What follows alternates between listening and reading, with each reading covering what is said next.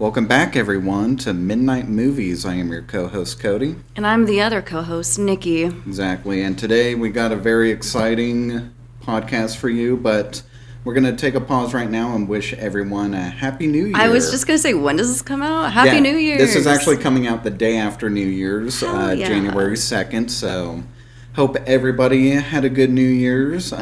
Nikki, do you plan on having any New Year's resolutions? Yeah, I do. I'm going to try. Last year, my resolution was to learn sign language. Oh, okay. That did not happen.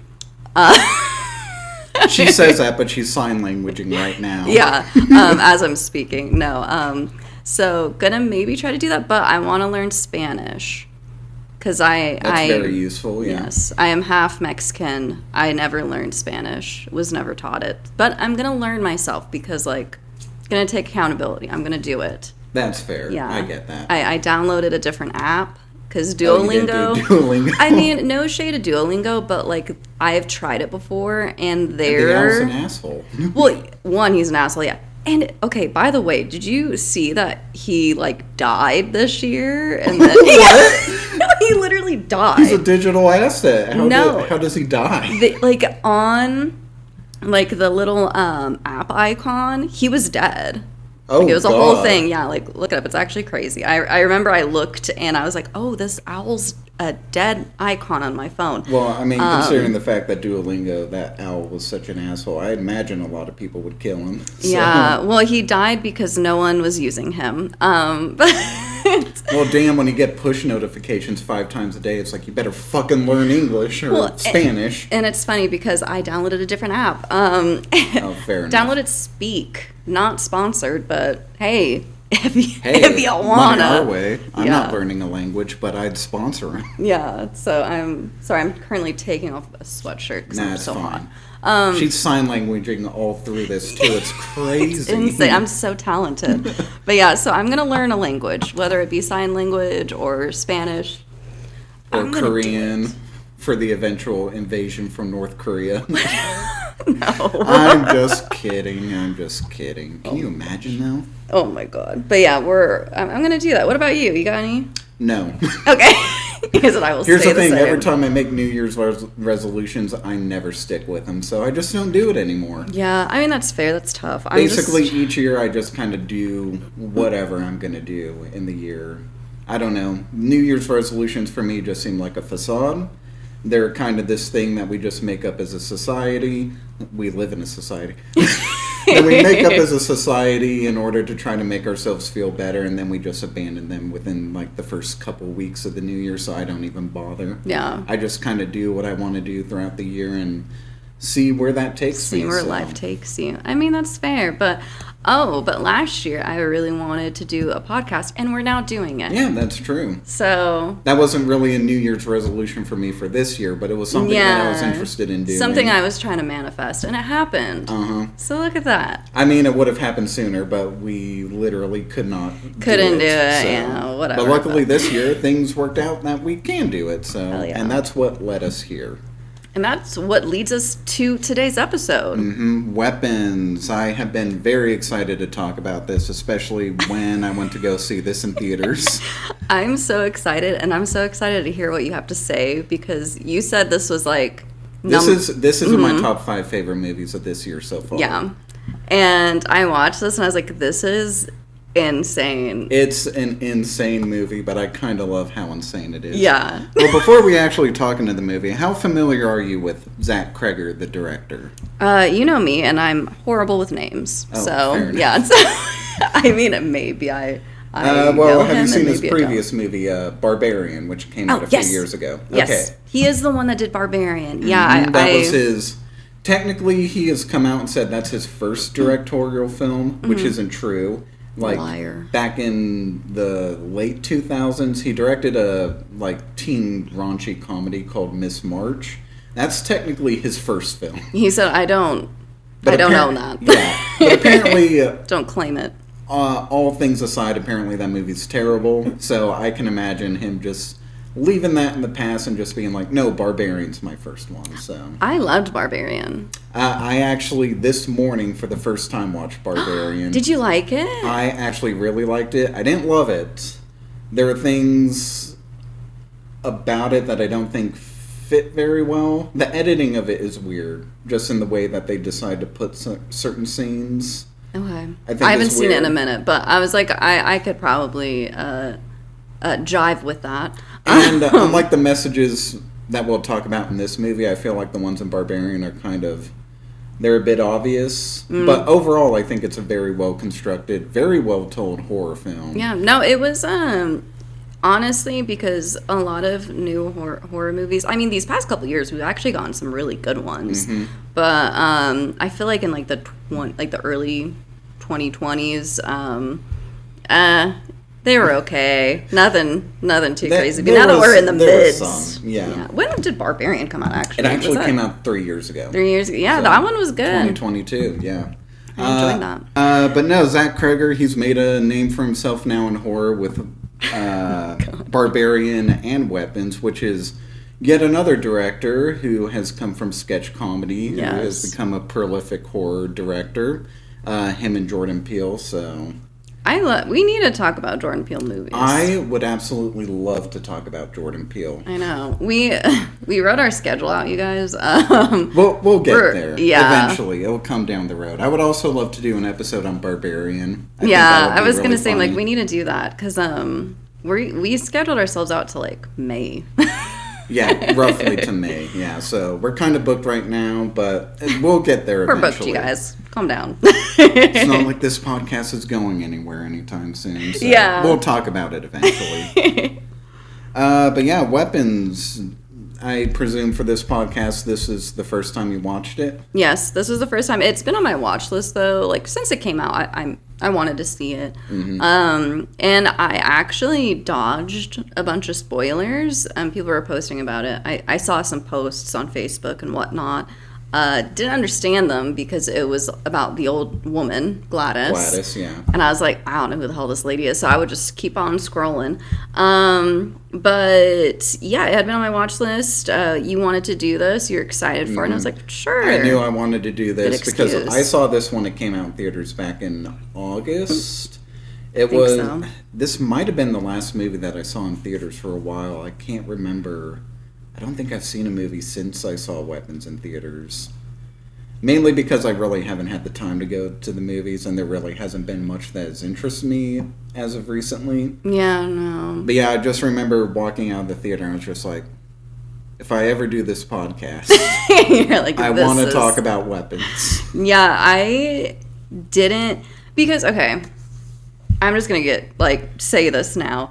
I thought it was going to be, like, a crime, drama, thriller kind of thing. Oh, okay. I thought it was going to be more of that.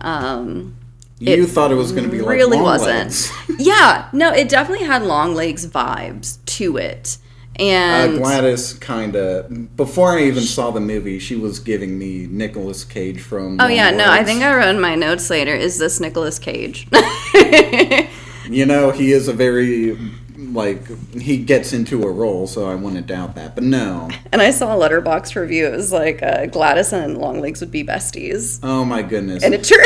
I know a lot of people this year did like Aunt Gladys costumes. My sister's best friend did an Aunt Gladys costume. That's dope. I feel like the power couple costume idea would be Aunt Gladys and Long Legs. Oh, that would be so good. Did anyone do that? I don't know. I want to see that. Comment down below if you know anybody or if you yourself if you saw it. Yeah, if you did it, I want to see those. That would be really fun. But yeah, no, I definitely thought it was going to be like that. And I will not lie, I forgot about the missing children. Oh. Completely forgot. Oh, yeah.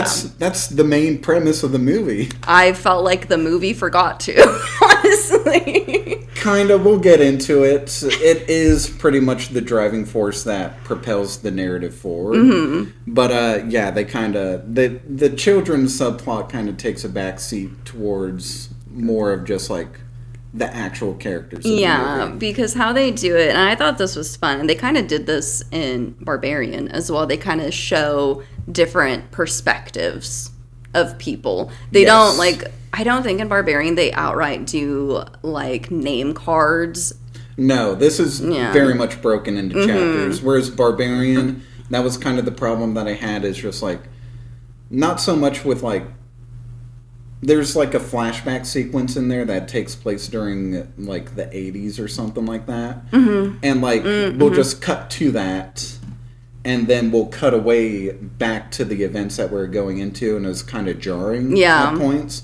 Whereas in this one, it establishes, it's like, okay, we're going to be telling it from this person's perspective, and then this person's perspective. Yeah, they very much broke it up, and were very like, this is now the perspective of the teacher, of the cop, of the principal. I forgot all of their names, but yeah. I know their names. Okay. Well, I have the Wikipedia pulled up here, so we can always go back to it. But I guess first impressions overall, it was good. I liked it. I think I can't remember what I rated it. I feel like maybe like a 3.5, possibly. I rated it a bit higher. What did you rate it? Like 4.5? 4.5 out of 5 stars. Okay.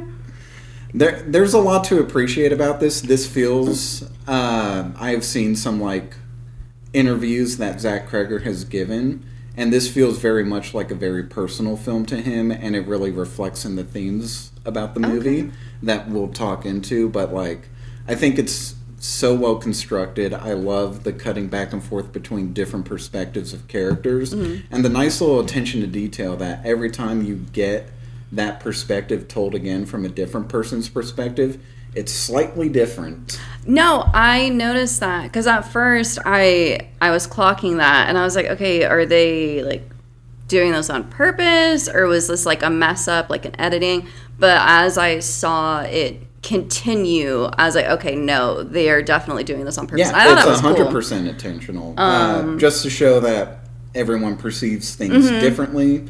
Like, my favorite one is, we'll talk about it, but like the drug addict and the cop. And the cop, I was just going to say, that was the one that was most like prevalent to me, because during like whatever was happening, again, we'll get into it, the cop was like freaking out. Yeah, he was like panicking, and he was just like, he was breathy and everything. Yeah, but then we cut back to the drug addict's perspective of that same event, and he's like very stern and like an asshole and everything. Composed, and you know, like he's in charge of the situation, but he was not. Yeah. He was absolutely freaking the fuck out. So, like, I love the structure of this movie. Like, I think it's perfectly told. I don't know if you've ever heard of the movie Rashomon. It's a 1950s Japanese film by Akira Kurosawa, who's one of my favorite directors.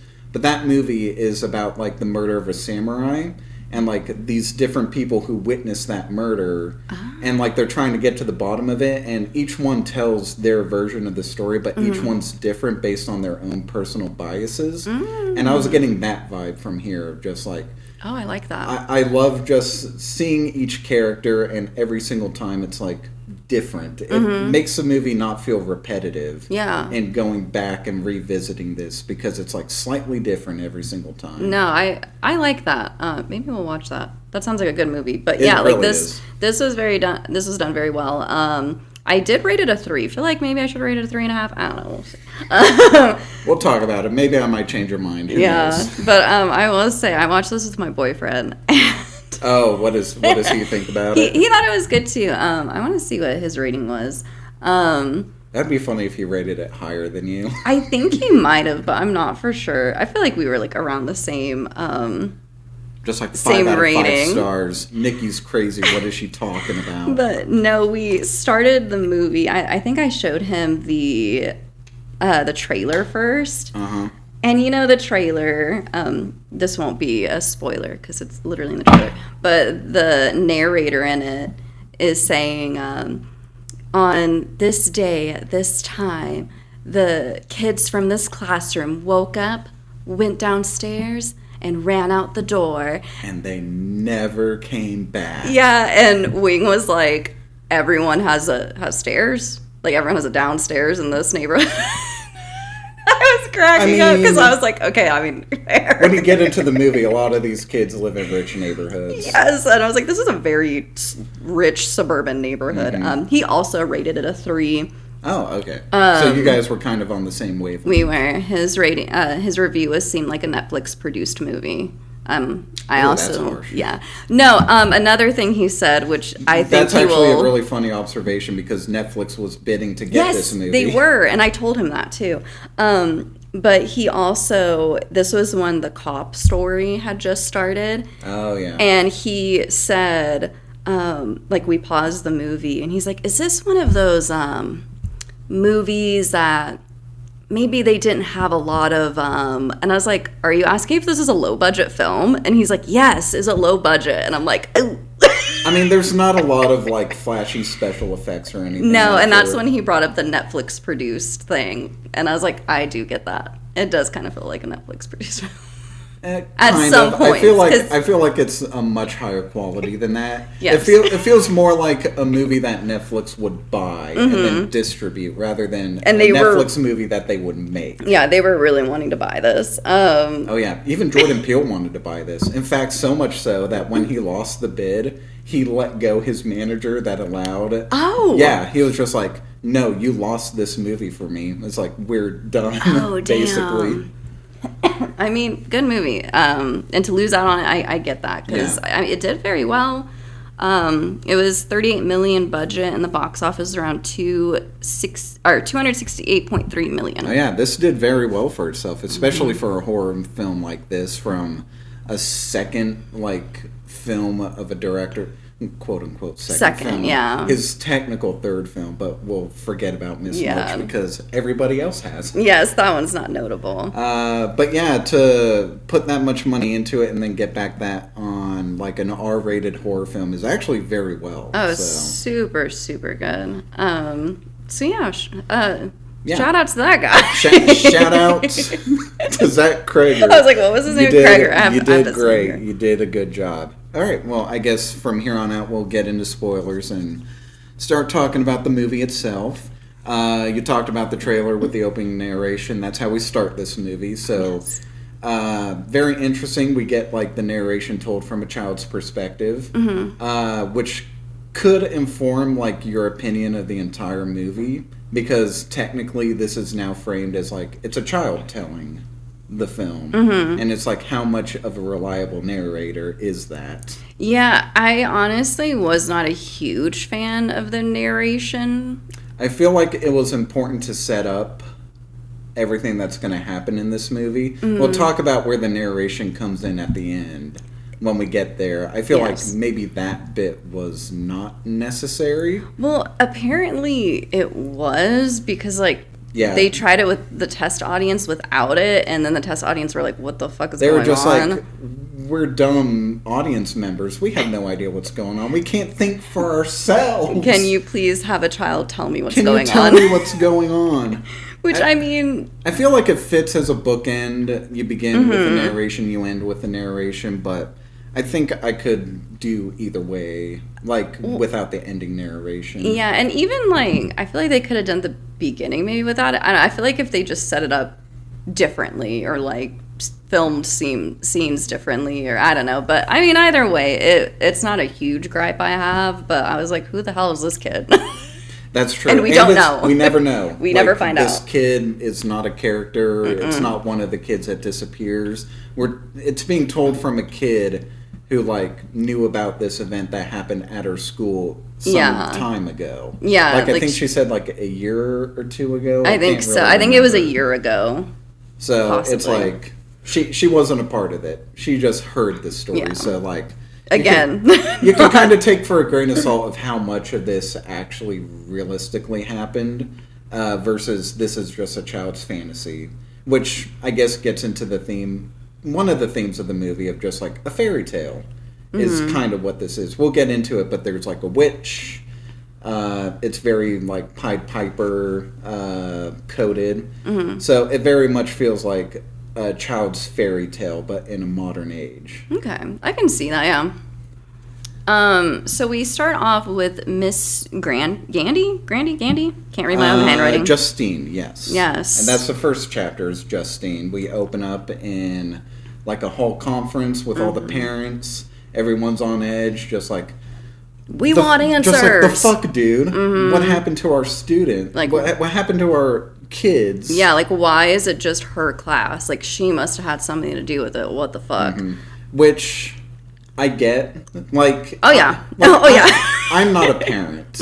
I don't have any kids, but I have a niece and nephew, and if they had disappeared in a classroom full of other classmates that disappeared, I would also be suspicious of this teacher. Yeah, because it's just like, what did you do? What did you tell them? Like, what's going on? So yeah, I do not discredit the mob mentality of these parents. But then again, at the same time, if you give me a day, like, I would think about it logically. It's like, well, what realistically would she have done? True. Yeah, I was like, at that point, because later on, like, I mean, they do an investigation and whatnot, and they cleared her because they're like, she didn't do anything, but people are still pissed at her, and then I'm like, okay, well, now at this point, I don't know. They're demanding answers from her. She has nothing because, of course, like... Yeah, it's like, demand answers from, like, the cops in your town, because honestly, it seemed like they weren't really doing anything. Yeah. I did write in here that she has a punchable face. She kind of does. And I don't like her. Julia Garner is the actress. Yeah, I mean, she's probably a great actress. I don't think I've seen her in anything else. The only thing I have seen her in recently was she was in the recent Fantastic Four movie. Oh, okay. She played the Silver Surfer. Yes, yeah. She was really good in that. I think she does a great job in here. It's just her character is very unlikable. No, her character sucks. We'll get into it. I don't think any of the characters in here are wholly great. The only character I liked was... Is it Marcus? Benedict Wong's character? No, because he's the only one that I feel like is purely good throughout all of this. No, what the guy at the end, the drug addict. I mean, I guess. Oh, James. James. Yeah. I was gonna say Justin. Which, interestingly, the drug addict, played by Austin Abrams. Mm-hmm. So this whole movie was cast initially, like, before the writer's strike. Mm-hmm. But then the writer's strike happened, and it put a lot of things on delay. And basically, a lot of the actors that were originally cast in this, like Pedro Pascal. Pedro Pascal was supposed to be in Josh Brolin's role, but had to drop out. I could totally see that. Like, once I learned that, I was like, oh yeah, this is a Pedro Pascal. Like, yeah.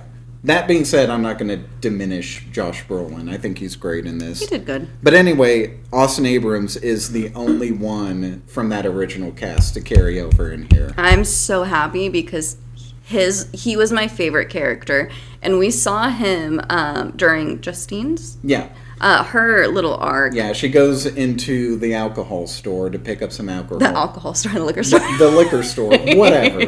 I don't drink. I'm pretty sure that's obvious. I like that. The alcohol store. But yeah, he stops her. Well, he tries to stop her to ask for some change. He's like, I need some fare to get on the bus to go see my brother. Mm-hmm. He asks her twice, which is really funny. Yeah. Once when she goes in and once when she comes out. He don't remember. I fucking loved him. And I remember seeing him in her arc, and I was like, I really hope we get his story. Yeah. I was like, I don't think we will, but I hope we do. And we did, and it was the best one, in my opinion. He was the most likable character. He's the most energetic one. Yes. And he's the one who has, like, a lot of, like, funny moments throughout the entire movie. He is, like, the movie's comedy relief. For sure. Honestly, this movie was hilarious. It's got a lot of funny moments. Apparently, it was supposed to be funny. It was supposed to be a lot funnier, but a lot of the comedy was cut out because during the test screenings, he would like get the reactions of like what was funny and what wasn't, and like anything that didn't get a laugh from the audience, he cut out. Yeah. So, which is really good. I feel like this movie gets that balance right. I think so too. The horror and the comedy. So. And it's funny because, yeah, like I said, I feel like they market this more as like, because it's so heavy, like the kids are missing, what's going on, like what happened in this classroom. But then once you get into it, it's definitely like a horror comedy, like a dark comedy. It's more dark comedy. I would lean this more towards horror than comedy. Yes. Because a comedy doesn't come from gags or one-liners. It comes from situations that these characters find themselves in. But it's definitely, and I saw a lot of people, that was a lot of people's gripes about this, was that it was not what they expected. And I get that, but I was pleasantly surprised. Oh, yeah. It was a welcome, because I don't like cop dramas and like stuff like that. That's why Long Legs I was like kind of like meh about. I think I talked to you about my problems with Long Legs, but the cop drama in that movie wasn't my problem. It was just that eventually goes away. No, and they turn. Well, that's another. That's movie. another. We'll talk about Long Legs some other time. But yes, but I loved this. I loved that it was funny because I love a good like funny horror movie. So this is great. I feel like people are just horror comedy. We talked about this with Krampus of just like horror comedies have been around for a long time, but I feel like people still aren't on board with it. At least general audiences, I feel like a lot of people are just like, is it supposed to be funny? Is it not supposed to be funny? Exactly. It's either one or the other. It can be both. And they're like, no, I want to be scared or I want to laugh. Like, I don't want both. Yeah, I feel like a good horror comedy or even a good horror film can do both. I think so, too. But anyway, you mentioned, like, James shows up in this first segment. We get, like, a lot of drops of different characters we're going to follow. Like, Josh Brolin is obviously in this, like, meeting at the beginning. He's in the background. He's blurry, but you can hear him talk. He's the one parent that is the most vocal, saying, like, we need, like, she did something that, like, Justine, fuck her. Like, I hate her. He's like the biggest asshole out of all of them. Just like he's constantly following up with the police of just like what is going on. Like he's the most adamant about finding his son, more so than most of the people in this town. Yeah, like I said, I kind of forgot the kids even existed. Yeah. It's a Twin Peaks situation where it's like the mystery of it all is not that relevant towards everything. It's more about the characters and them trying to discover what's going on. Yes. But anyway, Justine gets terrorized. She gets like an anonymous phone call from someone threatening her, just like you better fucking watch your back. I'm gonna come at you. Yeah, and she's like preparing dinner for herself, and she's there's a loud. Vodka. Yeah, I was gonna say dinner. Also, speaking about the vodka of it all, apparently, did you know this? At the beginning, did you know? Did you know? Because at the beginning of whenever they do the title card weapons, there's like a circle, or there's a triangle. Yeah, there's a in triangle the O. inside the circle. I think I know where you're going. Yes, it is the AA symbol. Yes. I did not know that. Zach Cregger he described himself as a closeted alcoholic who's been trying to be in recovery for the past few years. I guess we can talk about now what the central theme of this movie is. Yeah. Which is like alcohol abuse or substance abuse. Just substance, substance abuse. What the effect of that has on not only individual people, but as like a family unit. As a family, too. And as a community, like how that directly affects. Because like, in addition to having a literal junkie in the movie, like Gladys very much represents like alcohol abuse or substance abuse. And that coming into your home and just breaking down, because at the end we do have what was the kid's name? Alex, yeah, we had his point of view, and we'll get to that later, but it's showing what it's like when substance abuse enters into your home from that perspective. And also, I mean, obviously Justine and then her cop friend, she is a alcoholic who is functioning, you know, barely functioning, and then she's you know, kind of a hot mess. Yes, and then her cop friend, you know, he's in recovery, breaks it, so it's very heavy on that. And I mean, literally, like Justine in her first scene goes to a liquor store. Yes, immediately, because and when like Paul, who's the cop, figures out his affair with Justine. Like when Paul's girlfriend or wife, I'm not quite sure, shows up to like beat up Justine, the first thing she does is grab a vodka bottle and like pours vodka all over her. Yeah. So that is that is just the theme of this movie. And it feels very personal to Zach Cregger. I've seen interviews. He generally wants his movies to be interpreted however which way you want. Like he's not a director who comes out and just like, my movie is about this. Yeah. He very much like is in the camp of just like, once you put art out there, it can be interpreted any which way you want. But that's fine. I'm trying to close my water bottle so carefully so you guys don't hear it. I know. That's why I put my water bottle underneath all these people. I'm all clanking and shit, sorry. But anyway, he did offer some insight was when Zach Cregger was a child, his father was an alcoholic. Mm-hmm. And, like, he would describe times where it's like he would leave for school with one side of his dad, like, sober and everything like that. But then he would come home to like a scarier dad, like a drunk dad, and everything like that. So this feels very personal to him. Yeah. Like when we get to Alex and his parents are under the spell, like it's very much like a drunk parent who can't take care of themselves, and Alex has to step up and be the caretaker essentially. Yeah, and as me, someone personally, I grew up with an alcoholic parent, so this was crazy. Like once I found out that was like the AA symbol, I was like, yeah, that tracks, that hits. It's funny seeing a lot of reviews for this where they point out like what was the point of the triangle. Yeah, and I'm sure because whenever I went to Reddit, and people were saying, well, they were like, people were talking about how they are recovering alcoholics. And they're like, I clocked it immediately. And then right when I saw that, that's when they viewed it in that lens. And, and then other people who, like, I had no idea that it was the symbol. I didn't view it like that. But once I learned, I was like, oh, that's dope. They did a great job.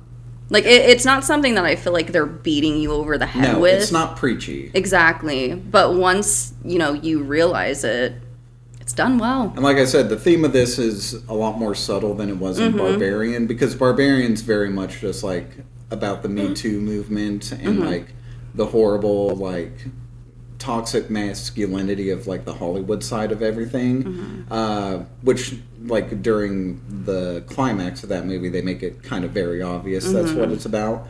I feel like this is done a lot more subtly. Almost too subtle, because we'll get into it with some of the reviews I found, but a lot of people were missing the mark of this movie. Dang. I mean, I get that. With some audience members, they need their hand held. Yeah.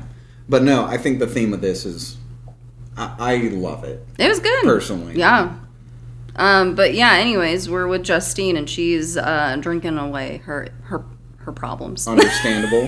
I don't drink, but at the same time, I feel like under those circumstances, yeah, probably. Yeah, well, which I think this is crazy. So just from a perspective of safety, when someone's banging on your door, don't open your door. You whip your door open and you walk yards away from your front door and you leave it open.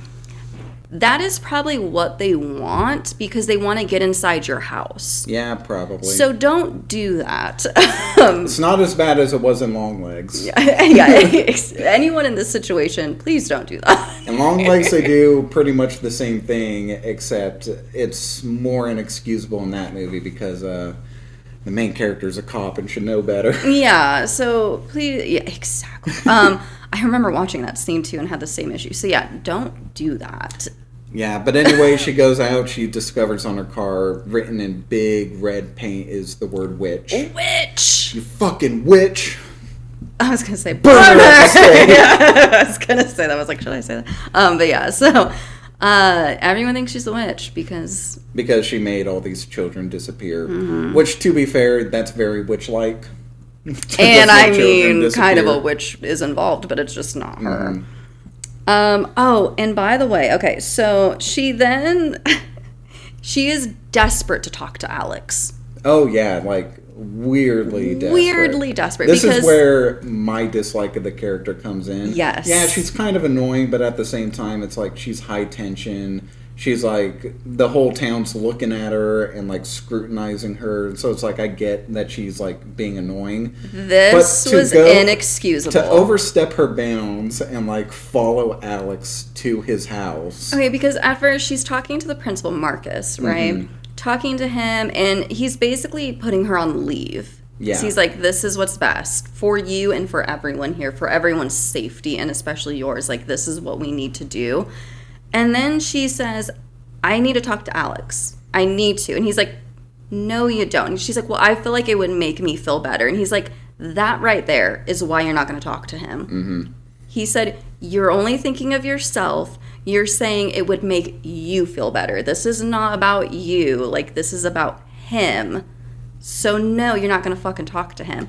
This is also where we learn that Justine, like, she hasn't overstepped her bounds as a teacher before, where it's like she hugged a crying student, which, I don't know.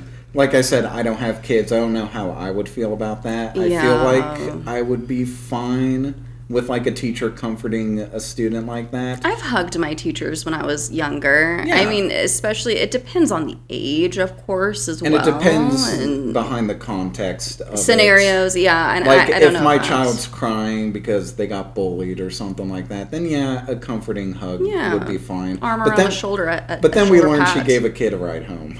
That's mind-blowing. That is overstepping a boundary. Because I was like, okay, I feel like there's so many steps you got to take before we even get to, okay, I got to take you home. You know what I mean? Like, yeah. Because it's like, did you call the parents? Did you call, like, family? Did you talk to your principal beforehand? Yes, like, what? Justine, don't. Justine, you dumb bitch. And you dumb witch. You dumb witch. So, yeah, she is now following Alex home. Mm-hmm. Which... Girl, baby girl, what are we doing? What are you doing? Alex literally snaps around and is like, stop following me. That being said, me. I don't think Alex snapped because she's following him. No. I think he snapped because he's like, I don't want anyone to know that there's like, you're about to fuck some of my shit up. Yeah, you're about to get discovered by my aunt and she will fucking go ballistic. Yes. But again, I was like, girl, you're not making yourself look any better. No. Like, you're trying to prove that you had nothing to do with the disappearance of these children, but you're also following and stalking one home. And as bad as it was following him home, she actually goes to the house and into the backyard. She sneaks into the back. And this is when I try to predict what was happening. I thought this is a Children of the Corn situation. Oh, interesting. I did, because I was like, ooh, is this like... Because I don't know... You thought the children might have been in on it. Yes, because I was like, I don't know if y'all have seen it. If you haven't, do it. Because I don't know, that's an okay movie. It's kind of funny, too. We'll talk about Children of the Corn at some point, but I got some thoughts on at least that first movie. That's the only one that I've seen. Oh, the other ones are crazy. There's like fucking 13 of them or something. 13 of them. Which is crazy. I think I watched like maybe the first 3. Because Children of the Corn is a short story. How do you make fucking 13 movies out of that? You gotta milk it for the money. I'm sure Stephen King is... happy with all the residuals he made from some of those movies. Oh, hell yeah. But yeah, so I thought it was going to be a Children of the Corn situation where the children were in on it and were maybe plotting or, you know, wanting to kill their parents or take over the town, or I don't know what was going on. But I thought it was going to be like that. Crazy how she goes... sees into the window. Which, by the way, the windows are all covered in newspaper. Yes, and she just is like, there's like a little crack in the window where she could see through it, and she sees the 2 parents just sitting there like zombies. And of course she gets scared because she's like, oh shit, they just saw me looking into their house. But then nothing happens, so she looks again, and they're just like, they're just there. Mm-hmm. And I'm like, maybe... leave. Report this? Leave? I don't like. Well, she technically tries. She calls the principal. She just calls the principal. I feel like you should. I don't know. I guess if she got the cops involved, they'd be like, "Why the fuck were you in this?" Yeah, it would look bad on her. All right, I understand why she didn't, but it's easier to call the principal and then have the principal follow up on that. Yeah. Just like say it's an anonymous tip, which is what happens. All right, never mind. I know why she did it now. But anyway, this is a moment where it's just like we see this moment later on when she calls the principal. When we get the principal's perspective, I love, like, the principal on the phone is just like, the fuck are you doing, man? Why'd you go? He's like, what? Like, are you... He said, Justine. And he's like, I'm going to do you the favor and forget that this phone call ever happened. But then we get this perspective later from the principal's perspective, and he's much more calm. He's just like, Justine, I told you not to do this. Mm-hmm. I'm going to do you the favor of forgetting this call. It's details like that that I love. It was so different. That's, again, I was like, whoa, okay. Like, she really. McAfee, I don't fucking care about you right now. Sorry, my antivirus was coming up. Antivirus. Oh, but we totally skipped the scene. That was probably my bad. Of her meeting with Paul. Oh, Paul in the bar, yes. That was weird. That was an awkward. It was, but then again, it's a very... Well, we learn later on why it's so awkward. They're dynamic. They're having an affair. They are. Pretty much. Yeah. Like, Paul is married. Mm-hmm. And I mean, Justine has been in his life before. He has been trying to quit drinking. Mm-hmm. And she's just an enabler. She is enabling him drinking. And that's when I hated her even more. Once we started Paul's... story, and the first thing is with his story is that he's on the phone with his wife and she says, are you gonna hit up a meeting? Mm-hmm. And he's just like, nope, I'm and fine. Then in my head I was like, oh, so he's a recovering alcoholic and fucking this bitch over here is making him drink. And again, you know, I have alcoholism in my family, so that like pissed me off, and I was like, Fair. I fucking hate this girl. I get like, that. She sucks. So yeah, it makes at the same time, Paul is a piece of shit too. Yes, like he made the because active he choice made exactly. to do this. It's like, yeah, she can have influence on you or something like that, but at the end of the day, you got to take responsibility. And also, he's married, for and and he's having an affair and all that. So yeah, they're both. Which, by the way, they're like, both shitty. Paul's wife in this, she's kind of a baddie. She's gorgeous, and I'm like, Paul, you dumb bitch. And not to say anything disparaging about Julia Garner, but just like you're gonna leave her for her. We're talking, we're solely talking about the characters here, you guys, because like Justine sucks and she's a hot mess, but obviously the actress that plays her does not suck and is not a hot mess. Yeah. That we know. That we know personally. I don't know. I don't know. I haven't seen Wolfman, but she did that, so we'll see.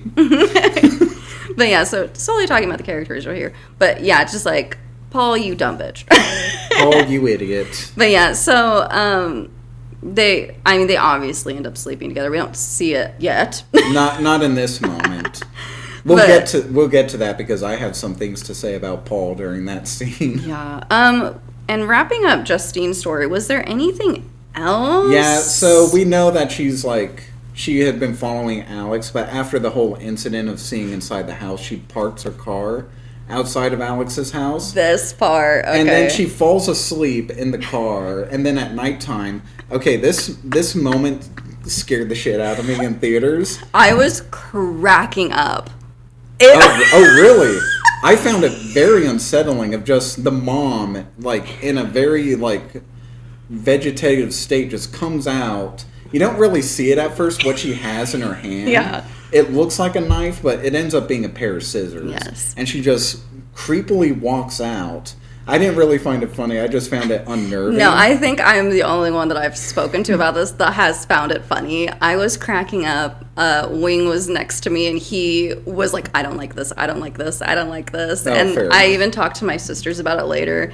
And my sister Alyssa was like, no, like, I hated that scene. It freaked me out. And I'm like, I thought it was hilarious. There's just something juxtaposed to, like, her moving almost like a marionette. Of just walking up to the car. But then she stops at the driver's, like, window just looking in. And then she just disappears, walking off to the side. And then you just hear the back door open and close. Yes. And then you see the scissors come in, and she takes a piece of Justine's hair.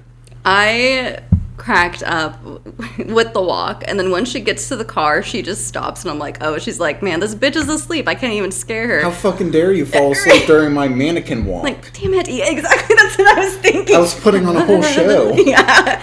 And then when she walks around, I was like, oh, did she leave? Like, where's she? And that's when I couldn't see her. That's when I freaked out. Yeah. That's when I was like, wait a minute. It's just a sudden car door opening because it's very much an invasion of, like, your safe space. And she didn't lock her door? At the same time, would you think that a zombified woman would walk out of a house? Okay, so a function... But yeah, lock your doors, guys. Yeah, so there's a function on my car, which I hate, which wasn't on my old one. So on my old car, whenever I parked, you could not get out until I unlocked the car. Because, like, even inside, it would lock, right? Oh, interesting. Which was weird. It was an older... It was like 2010 car? I can't remember. You make that sound old, but my current car is a 2005. Well, older-ish, yeah. But But the car that I have currently is a 2014, and whenever I park, it unlocks immediately. And I'm like, Oh, I interesting. hate that because I'll park and lock the door again because it's like, I'm not ready to get out yet, and I also am not ready for anyone to get in. Yeah, true. Like when I get in my car, I lock everything Immediately. What's No. funny is earlier this year, I actually locked myself out of my car while I was running. Oh, no. I was running it, trying to get like everything defrosted on my car. I had closed my like driver door because I never had a situation with my car running and like the doors would lock. Yeah. So I grabbed my ice scraper, closed my back door, I scrape all my ice off my windshield. I go to open my car door, can't get in. I'm always terrified of that happening to me, but luckily I have a spare key. But I'm always scared of that happening. So whenever I get out of the car, I check like 3 times to make sure that at least the driver's side door is This is unlocked. while we were still at Margaret. Oh God, were you at Margaret whenever you locked your? No, Oh, I you're was going. I was at home. I was actually going to. Oh, okay. I was actually going to work, and You I were ended going. up calling in that day. You're like, well, sorry. I called my boss. Try again later. I called my boss, which I think you would know. Jade, bleep this out, but Oh, okay. Yeah. I called him and I was just like, "Hey, I can't come in. I'm sick." But in reality, I had to wait like 2 hours for someone to come out and unlock my car for me. That sucks. I was like, "There's no way I'm getting to work." Sorry, we're doing a side tangent right now, but I need to tell you this story. It was back when I had my first car. It was like a 99 Mustang. And I don't think I had I know I did have a spare key, but I had went to start my car before school, and I was in high school, and I had went, opened my door to get out. I slipped, hit the lock, Oh fuck! didn't register it, and I shut the door. And as I was swinging my arm to shut the door, that's when it finally registered in my brain that I had just locked it. And I was like, and it shut, and I was like, you dumb bitch. You fucking witch! How dare you! Yeah, but luckily, I went inside and just got the spare key. Like, I had a fish for them, but I found them. Yeah, unfortunately for me, I did not have a spare key, so it's like, That's what, yeah. so it's like, I guess I'm not going into work that day. I always double check, but yeah. So sorry for anyone who was with us from Margaret at that time. Yeah, that's the reason I called in that one time. Freaking Cody calling in all the damn time. Am I right, you guys? Am I right? It's fine. That happened like earlier this year, statute of limitations. And I don't work for that company anymore, so Who cares? it's fine. So yeah, that was the end of Justine's.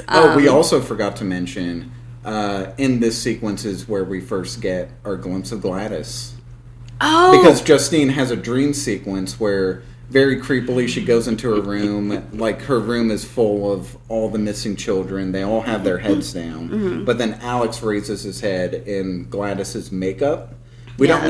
don't know at this point that it's Gladys's makeup. It's just he looks weird. Yes. And doesn't she also have something where she looks up at her ceiling? So what she later? does is she wakes up from yes. the dream and she looks around. Nothing's there, and then when she goes to lie down, up on the ceiling is Gladys. I screamed.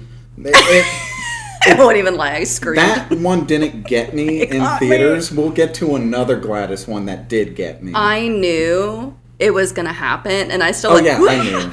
I knew as soon as she was starting to lie down. I was just like, oh, here we go. It was Here's like jump it was scare. a fun jump scare for me though, and Jade's gonna crucify me for this because he knows that I hate jump scares, and he's gonna be like, "Oh, I thought you fucking hate jump scares." when a jump scare is good, it's really good. And I knew it was gonna happen, and I still I think James, what's his name?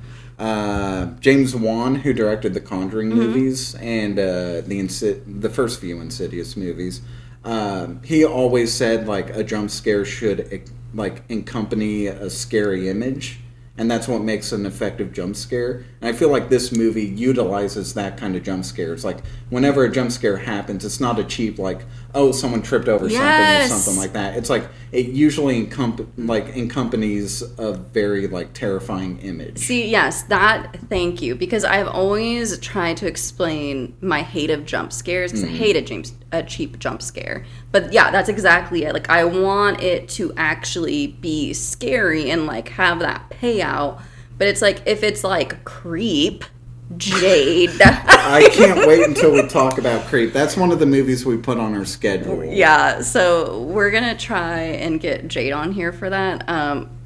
We've talked about this before. I don't think I told him whenever we made the schedule, but he should know. But this is going to be so exciting because I've never seen Creep, so I feel like I'm going to be the moderator between the two of you. Yeah, either you're going to also love it and you guys are going to be ganging up on me, or you're just going to be like the neutral party. That's fine. Yeah. When eventually all three of us talk about Five Nights at Freddy's, we'll just gang up on that movie and fucking talk shit about it. You'll be like, I love it. No. I know Jade hates Five Nights at Freddy's as much as I do. So. It's crazy. I'm so excited to watch that second movie, but yeah, in Creep, there's so many cheap jump scares. Whatever. I digress. Mm-hmm. We'll talk about it later. We have it on the schedule. But anyway, from here we move on from Justine's chapter into Archer's chapter. Josh Brolin. Yes. I liked him in this role. Love me some Josh Brolin. Yeah, I don't know if I must have seen him. He was in No Country for Old Men. I never seen that movie. We gotta talk about it. Yeah, I was like, I mainly watch horror movies. So. I mean, he was Thanos in the Marvel movies. Yes, okay. Cable in Deadpool 2. Yes. He was in that awful Old Boy remake. Oh, that was him! Yeah, that was him. Okay, y'all, if you have only ever seen the remake of Old Boy, you are missing out. So sorry. Please see the original. It's so good. And then hit your head on a wall so hard that you forget that remake. Yeah, because... It's rough. It's really bad. But Old Boy, the original, is great. Dude, go watch Old Boy. We have to do that. We have to talk about Old Boy. That is so good. Old Boy's not... I want to categorize it as horror, but I would love to talk about Old Boy. Oh, yeah. I mean, we said we're not putting ourselves in a box with only horror, so... That being said, our entire schedule is just horror. I know. We're just so... We love horror, and we're really excited. Yeah. I mean, literally, the title of this podcast is Midnight Movies, and that's primarily horror. Yeah. So. Oh, and I was going to say, spoiler for what may be to come for Patreon, we could do extra episodes. That's true. On Patreon, so... Sprinkle some non-horror. We kind of have one loaded in the chamber right now. Exactly, so. But like not like horror trivia kind of thing, but like actual actual reviews. Yeah. There we go. Ideas. Stay tuned. Support our Patreon right now. No, just kidding. I know it's not established. We're working on it. Support it anyway. Yeah. load up your cards to pay. I think we're gonna do very low. Tiers. Yeah, we're not gonna do anything crazy. No, $100. $5,000 first tier. You get a shirt. First, you get a shirt, a pen. Not even a custom-made shirt, just one that I pick out of my closet. A random shirt. No, that would be good. Just my old socks. No, because some people would pay that kind of money for it. Some weirdos. Never mind. Don't put that out in the universe. Unless you're going to pay the $5,000. Yeah, I mean, fuck, if you pay me $500, I will give you my used underwear. It's if you fucking want it that bad. We all have a price. Who am I going to protest? But anyway, yeah, we move into Archer. We start off with him in his son's bed, kind of coping with the loss. Oh, I felt so sad for this. They did this well with him just mourning the loss of his child. We only get the slightest glimpse of it, but we see that the marriage is in trouble because the wife comes in as he's sleeping and she's just like, I'm going to work. And then leaves. I don't know. Again, I mean, I don't have a child. I don't have this dynamic. I don't know what their dynamic was before this. But let your husband grieve. I mean, I also know that he is being a little extreme about it. At the same time, she is also grieving. True. And then it's like, maybe she wants him there for her, and he's not, and he's distant. Well, we learn throughout the segment that, he's obsessed with just reviewing the footage, because we learn at the beginning of this movie, a bunch of Ring doorbells have caught footage of the children just leaving the house. This was my first gripe about this movie, but then I actually X'd it through because I was like, okay, so there's no cameras anywhere. No, yeah, there's cameras there everywhere. Is. But I was also like, I feel like, so was this whole them running to spoiler, the destination of Alex's house. Mm-hmm. Were there no Spoiler cameras alert, over there? What I take of it is maybe none of the kids came from that neighborhood. I guess. So They did say Alex lived really far away. Yeah, so maybe it's like they never investigated any of the houses or the Ring cameras around there because they would have no reason Exactly. to. Because maybe none of the children that lived in that neighborhood went to that school or were missing. So a lot of my gripes I exited out because of the fact that... But anyway, we learned like he's obsessed with going over this footage, trying to find even the little bit of clues that might be in there. So much so that it's affecting his job. He's a construction worker, and like he goes to the site. He forgot to order the siding. He got the wrong paint for the door, which, by the way, is the red paint. Red paint. We learn in this one, we never see it happen. It's very obvious. But it's very obvious he's the one that wrote Witch on Justine's car. He's got the red paint in his truck. But like his life is kind of slipping through, and I feel like he's very much neglecting everything else, including his wife, which is why I feel like the marriage is kind of falling apart. Yeah. She's grieving, he's grieving, and they're not meeting in the middle to And I feel comfort like each other.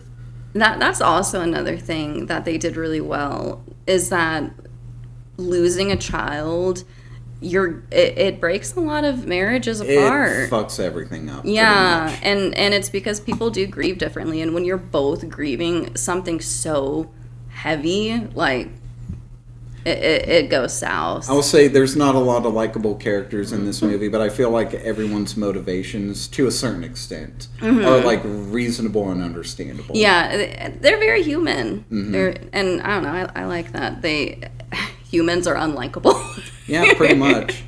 We also learned in this that his character is starting to like investigate things on his own, like reviewing his own footage. Well, actually, this all comes after a dream sequence he has. I guess we'll talk about the dream sequence. Let's talk about that dream sequence, because shall we? I feel like a lot of people who are confused about this movie talk about this dream sequence because of the floating AK-57. Yes, no. I went to dinner with some friends just yesterday, and he was talking about. He has been listening to the podcast. Shout out. Thanks, thanks Jonathan and Meg. Yeah. But I was telling them, I was like, oh yeah, we're recording tomorrow, Weapons. And they love movies as well. They like go like every week. Oh wow. Yeah, they're wild. I used to be able to do that. I don't think they have because but not in a minute. But anyways, I won't dox them. Fair. But they said that they're like, I don't get why there was a floating gun. I can come up with reasons. I also read what what Cregger said about it. Cregger basically said, yeah, go ahead. He said nothing. Yeah. He said it means nothing. Which, to be fair, it is a dream sequence. Dreams are weird. It doesn't really have to have context behind it. Yeah, and he said that in the bedroom that Arthur is sleeping in, there's a poster of a gun. He's like, that might be why. Yeah. I mean, if that's the first thing that you see when you wake up every day when you're sleeping like in your son's bed, yeah, you would incorporate that into your dream. Also, I saw someone griping about it. I'm saying gripe a lot. I don't know why that's the word of the day for me. But yeah, so I saw some Letterboxd reviews, and someone said, why the gun with the random number on it? And I was like, number's not random. That number is not random. Did you watch the damn movie? For a lot of reasons, that number's not random. No. So I don't know if you know this. Zach Cregger, with the show that he did, The Whitest Kids You Know, he did it with his friend, Trevor. I'm trying to remember what his name was. I might have written it down. Hold on. Jade, you can edit all this out. Sorry, yeah, we're looking Trevor at Moore. I'm literally looking right at it. That's fine. Where is this at? Trevor Moore. But yeah, Trevor Moore was Zach Cregger's friend forever. They did the Whitest Kids You Know sketch show together. I believe it was in 2020. Trevor Moore died. He was intoxicated, and he fell off of his balcony. It was 2021. He fell off his balcony. There was no suspected foul play. He was drunk. But apparently, according to, like, the recordings that he had in his hotel room, it happened sometime in between 2 o'clock and 2:30 in the morning. So, roughly around 2:17 in the morning was probably when he fell to his death. So, that number has significance to Zach Cregger personally. And also, I don't know if you know this, but The Shining, in the movie, the hotel room that Danny goes into where he sees the old lady is room 237, but in the novel, it's 217. And if you know anything about The Shining, it's about Jack Torrance as a recovering alcoholic trying to, like, get his life back together, only to fall into being possessed in a hotel. So, yeah, the number 217 actually has meaning to it. Well, and then, I was just like, the random number, I'm like, bro. And also, it's when all the kids I was going to say, like, and also the kids disappeared at 217, and they literally talk about that the entire damn time. So what do you mean, random number? People weird me out. So, and a lot of other viewers and audience members and people of Reddit, again, went to Reddit for this, Thank you, Reddit. Yeah. Thanks, Reddit. They have... We hate you. No, just kidding. Be like 4chan. I'm just kidding. 4chan. Good Lord. I look to Reddit for my reviews or my opinions of the people. I only go to Reddit for the highest of reviews. Thank you very much. Thank you. Exquisite. But so people were having theories of what the gun meant, and a lot of people were talking about possibly school shootings. This movie doesn't feel about school shootings. And I mean, I can understand where people connected those dots, because I mean, obviously in a movie you think that every imagery is gonna make sense or like be a symbol of something. You don't really think that they're gonna say, oh yeah, that meant nothing. Yeah. And also in a movie about, like, school kids go missing. Exactly. Like, here in the United States, like, school violence, school shootings is, like, a rampant problem. But, like, I get where you see that, like, where people see that interpretation. I don't feel like there's enough evidence throughout the rest of the movie that supports a school shooting metaphor. It was definitely people just trying to make that make sense of the gun. And I get why Well, I mean, it's also in the title, weapons. We're going to learn that, like, Gladys uses her magic as a weapon targeted at specific people. And then she uses those people as weapons. Like, so it's like the gun is like a visual representation of just like what the movie is trying to get at. It's like weapons. It's literally the title. Get it, you guys? It's a weapon. It's almost like Zach Cregger. I know he said it means nothing, but it almost feels like Zach Cregger just being like, it's about weapons. Yeah, he's like, that's about it. There's nothing. Because even alcohol can be used as a weapon. Yeah. So, yeah. But anyway, the dream sequence, like, he runs after his son, Matthew, I think his name is, follows him back into his house. He's on the bed, and that's when he's just like, I wish I could say that I loved you because I feel it all the time. And I'm just like, you're not a very good father if you're not telling your son you love him all the time. Tell your son, your daughters, and any child tell your that kids you love them. Because you're not going to have a lot of time with them. Yeah. I know 18 years seems like a lot, but that time goes by very fast. Like, literally, I have on my calendar there, my nephew turns 17 this year. That's disgusting. Like the age that I use right now, 16, was the age I was when he was born. That's insane. So it's like time flies. So it's I know, my niece is 13 now. Yeah, I know, it's crazy. Like my niece is like 11, so you're like, hold on. I had to do some quick maths in my head. Time flies. I remember when my niece turned 13, and I was literally on the verge of tears, and I was messaging my sister about it, and she's like, this is my literal kid, and I'm not getting this emotional. Yeah. And I'm like, sorry, dude, like, this is crazy. PSA from Midnight Movies, tell your kids you love them. Please, go give them a hug. But anyway, this is the Gladys jump scare that got me. This one? Yeah, where he's like, I love you, Matthew, and then all of a sudden, cut to Gladys. She's lying in the bed, and then the loud sting, and then Josh Brolin wakes up, and I love his line, what the fuck? Because, I mean, true. That's really. what we're all saying in the theater. I think that I even said that, just like, what the fuck? Yeah, like, what the fuck was that? Oh, and I also put in here, because whenever he runs into his house, I kept thinking something was going to pop out. And I was like, get an open concept house. Josh Brolin. God damn. God damn it, Josh Brolin. I was like, too many twists. Yeah. But anyway, this is like what compels him to start doing more of the investigation. He looks at his Ring camera and sees that like he's straight up one-lining all the way in a certain direction. And he gets out said, a map. huh. He's like, wait a minute. Mm-hmm. Maybe this means something. Maybe he's running towards something and Yeah. I could triangulate. Which I question why the cops didn't do this. Literally my thoughts too, because I was like, because the cops must have seen all of the footage, right? Yeah. And seen the kids all running the exact same way, and a lot of kids don't run exact same way. But here's that. my rationale. Tell me. Yeah, maybe the cops did review all the footage and Mm-hmm. saw that they all ran to the same place. But we learned later in the movie that the police did go to the house, and when they got there, there was nothing. So I feel like the police did do this. Okay. Didn't say anything to anybody about it because there was nothing. They get to the house, no kids. It seems like an ordinary house. Fair. So I feel like the police saw that, they went in, saw that there was nothing, and then just dismissed it because it's a false lead. Fair. So that was a common complaint that I saw. I won't hang on to that then, because I thought about it, but I was like, you know what? It's There's never other things yeah. to... It's never explicitly stated in the movie why the cops didn't do this, but we learned from the police chief, he's like, we're following up on every lead, like, aggressively. So I take it as they did follow up on that. Mm-hmm. They saw that the kids were running to this location, but then they get there and there's nothing. There's nothing. So it's like maybe they thought, well, maybe the kids went somewhere else. Yeah, dispersed, Yeah. you know.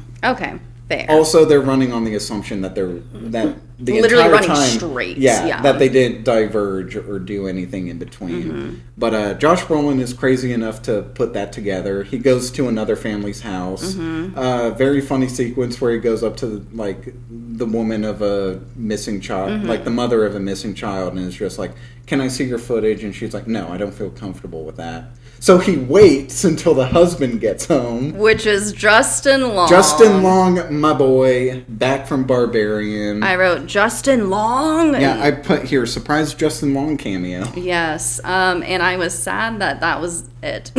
Yeah, true. He's But at just the in same this one time, scene. I think it was just a fun, like, little surprise. Because, yeah, he was in Barbarian. I love Justin Long. I love Justin Long, too. I'm glad he's getting a resurgence. Because I feel like he too. disappeared for a while. He really did, and I bring him back. We'll do Tusk. We'll do Tusk. We'll do Drag Me to Hell. Yeah. Maybe we might do Jeepers Creepers. We'll do a month of just Justin Long movies. Justin Long month. Yes, I want It'll that. be a long month. Yes. You like that? I wrote that down here. I'm just kidding. I came up with it on the fly. I couldn't tell. It was good. So yeah, surprised Justin Long, and he totally is like, sure, all right, and you could tell his wife is pissed. I love the shot when they're looking at the footage and you just see the wife in the background just fucking livid. Yeah, arms crossed, like, are you fucking kidding me? Which, by the way, the woman that plays that mom is actually Zach Cregger's real life wife. Oh, nice. Fun little. It's just a fun little cameo moment. I like that. But yeah, that's where Archer gets the footage of another kid running in the same way. They intersect at a certain point. He doesn't really know what's going on, so he starts driving around, and he finds Justine at a gas station and confronts he said, her. you know what? Might as well cause He's a like, scene. might as well just go harass her for no reason. Yeah, I'm out. Yeah. Got I'm nothing out and else to about. do. I'm just doing stuff. Yeah, just triangulating kids' locations. Like, But then we get like one of the eeriest scenes of just like they're like Justine and Archer in a heated debate, and then they're at a gas station. Justine just looks off in the distance, and Marcus, the principal, is running up. Naruto run. It's not really a Naruto run. It's just like arms kind of out because a Naruto run, like it's arms behind you. Arms behind because you need to be aerodynamic. Okay, let's get this straight, everyone. Because I kept seeing people say, "Oh, they're Naruto running." I'm like, no, they're not. Even me as a non-anime or really knowing anything about Naruto, I was like, that's not a Naruto run. No, I was like, I know. He's like, shut up, you guys. But creepy. Yeah, he comes up, he's covered in black stuff. His fucking eyes are bulging out of his head. We don't know what the fuck's going on. He is crazed. And I was like, is this a zombie? Like, what's going on? It gives very much zombie vibes. Mm-hmm. That's what I like about the structure of this movie. It gives you information at the end of each, like, segment that builds as you go along. So it's like we get this crazy attack, and it's like we have no fucking clue what's going on. Oh, yeah, because Marcus runs up and he is intent on hurting Justine. It's obvious she is his target. Like, and even when Archer, like, pins him down or gets him off of her... He's like, bro, like, what the hell's going on? Like, he just gets back up and is, like, laser-focused on getting Justine. Doesn't even give a shit about Josh Brolin. He's like, screw you. Fuck you, Josh Brolin. You're not Justine. I hated Old Boy. You sucked an Old boy. You made it bad. I've been in the Marvel movies. I am Wong. And then Josh Brolin's like, I'm Thor.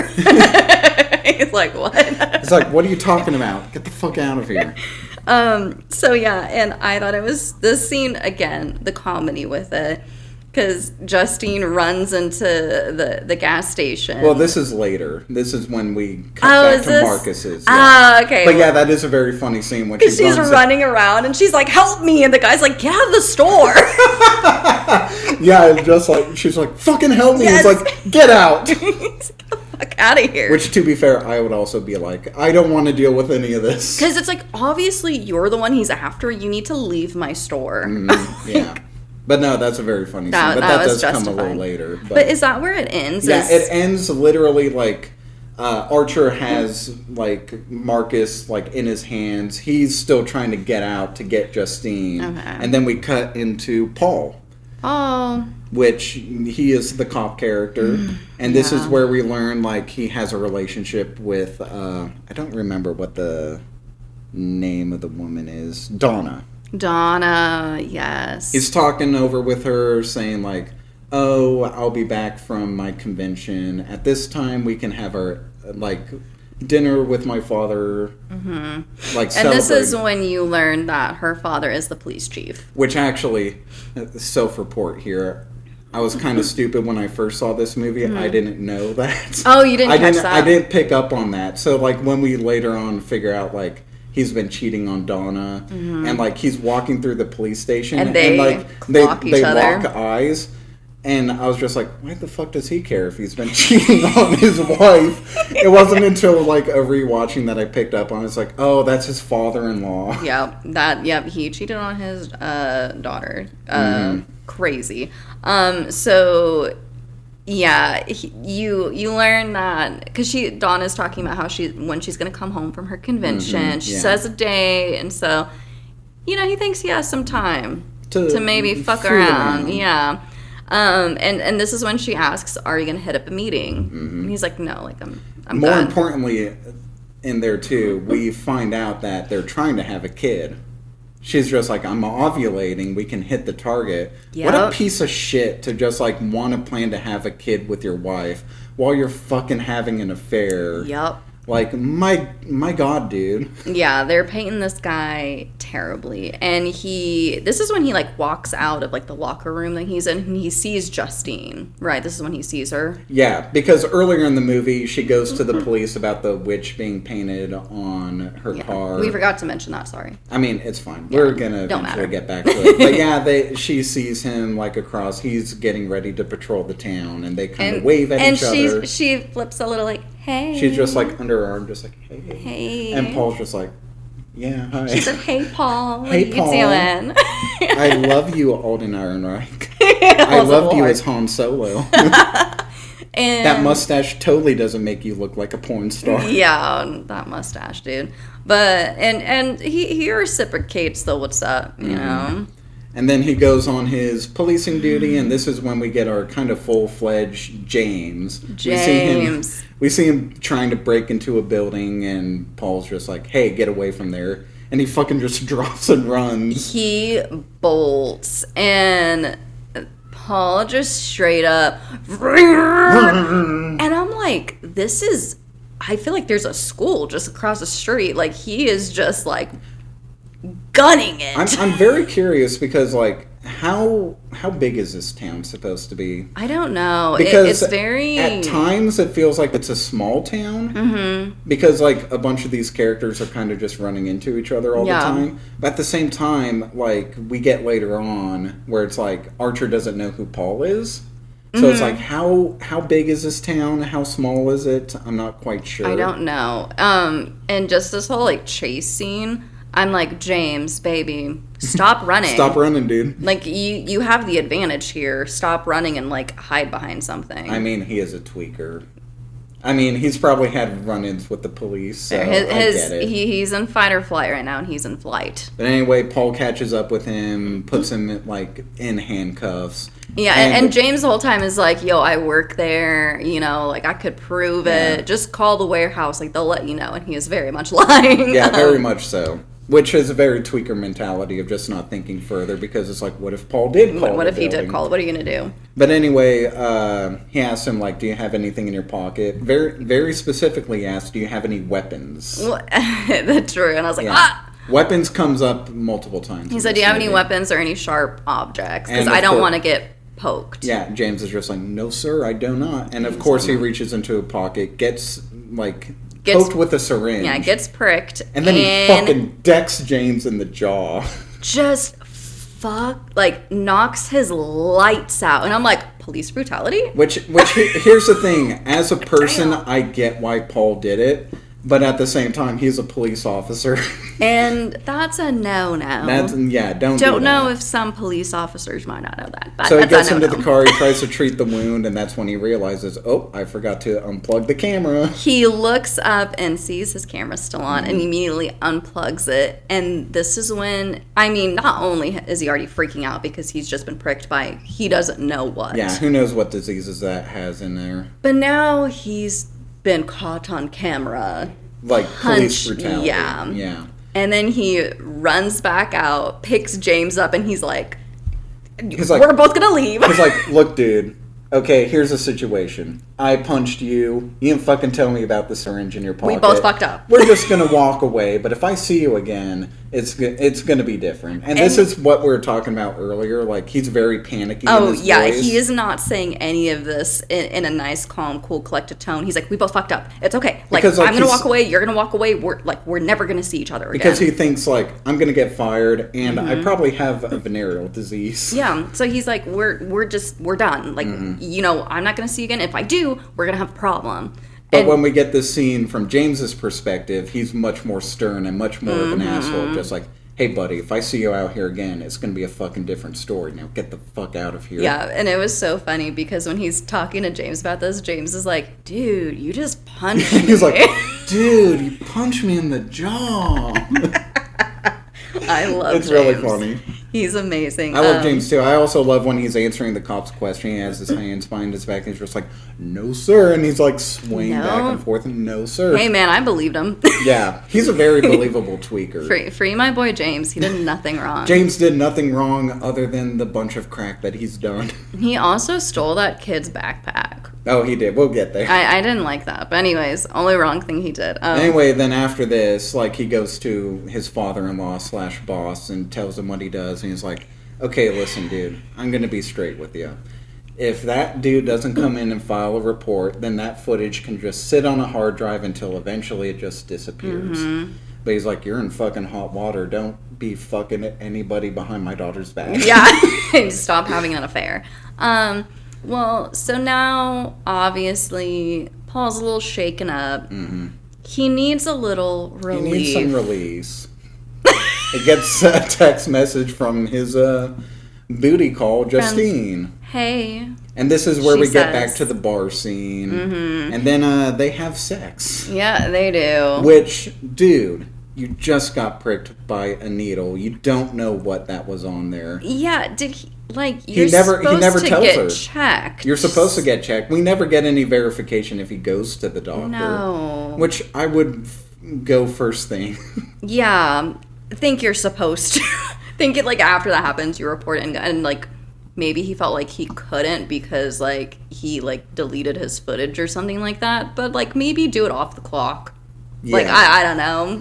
Not maybe do it off the clock. But yeah, like he has sex with Justine, and the real tragedy of the movie is she never learns if he had a venereal disease. So it's just like she'll never get tested. No. Like months from now, it could be really realized like she has hepatitis or something. Get tested, you guys. You never know who you're sleeping with. If you get if you get pricked by a drug addict's needle, go get tested. Yeah, and even if you haven't, and you think someone who you slept with might have, go get tested. Just do it regularly. If you're having safe. sex with a cheater, go get tested.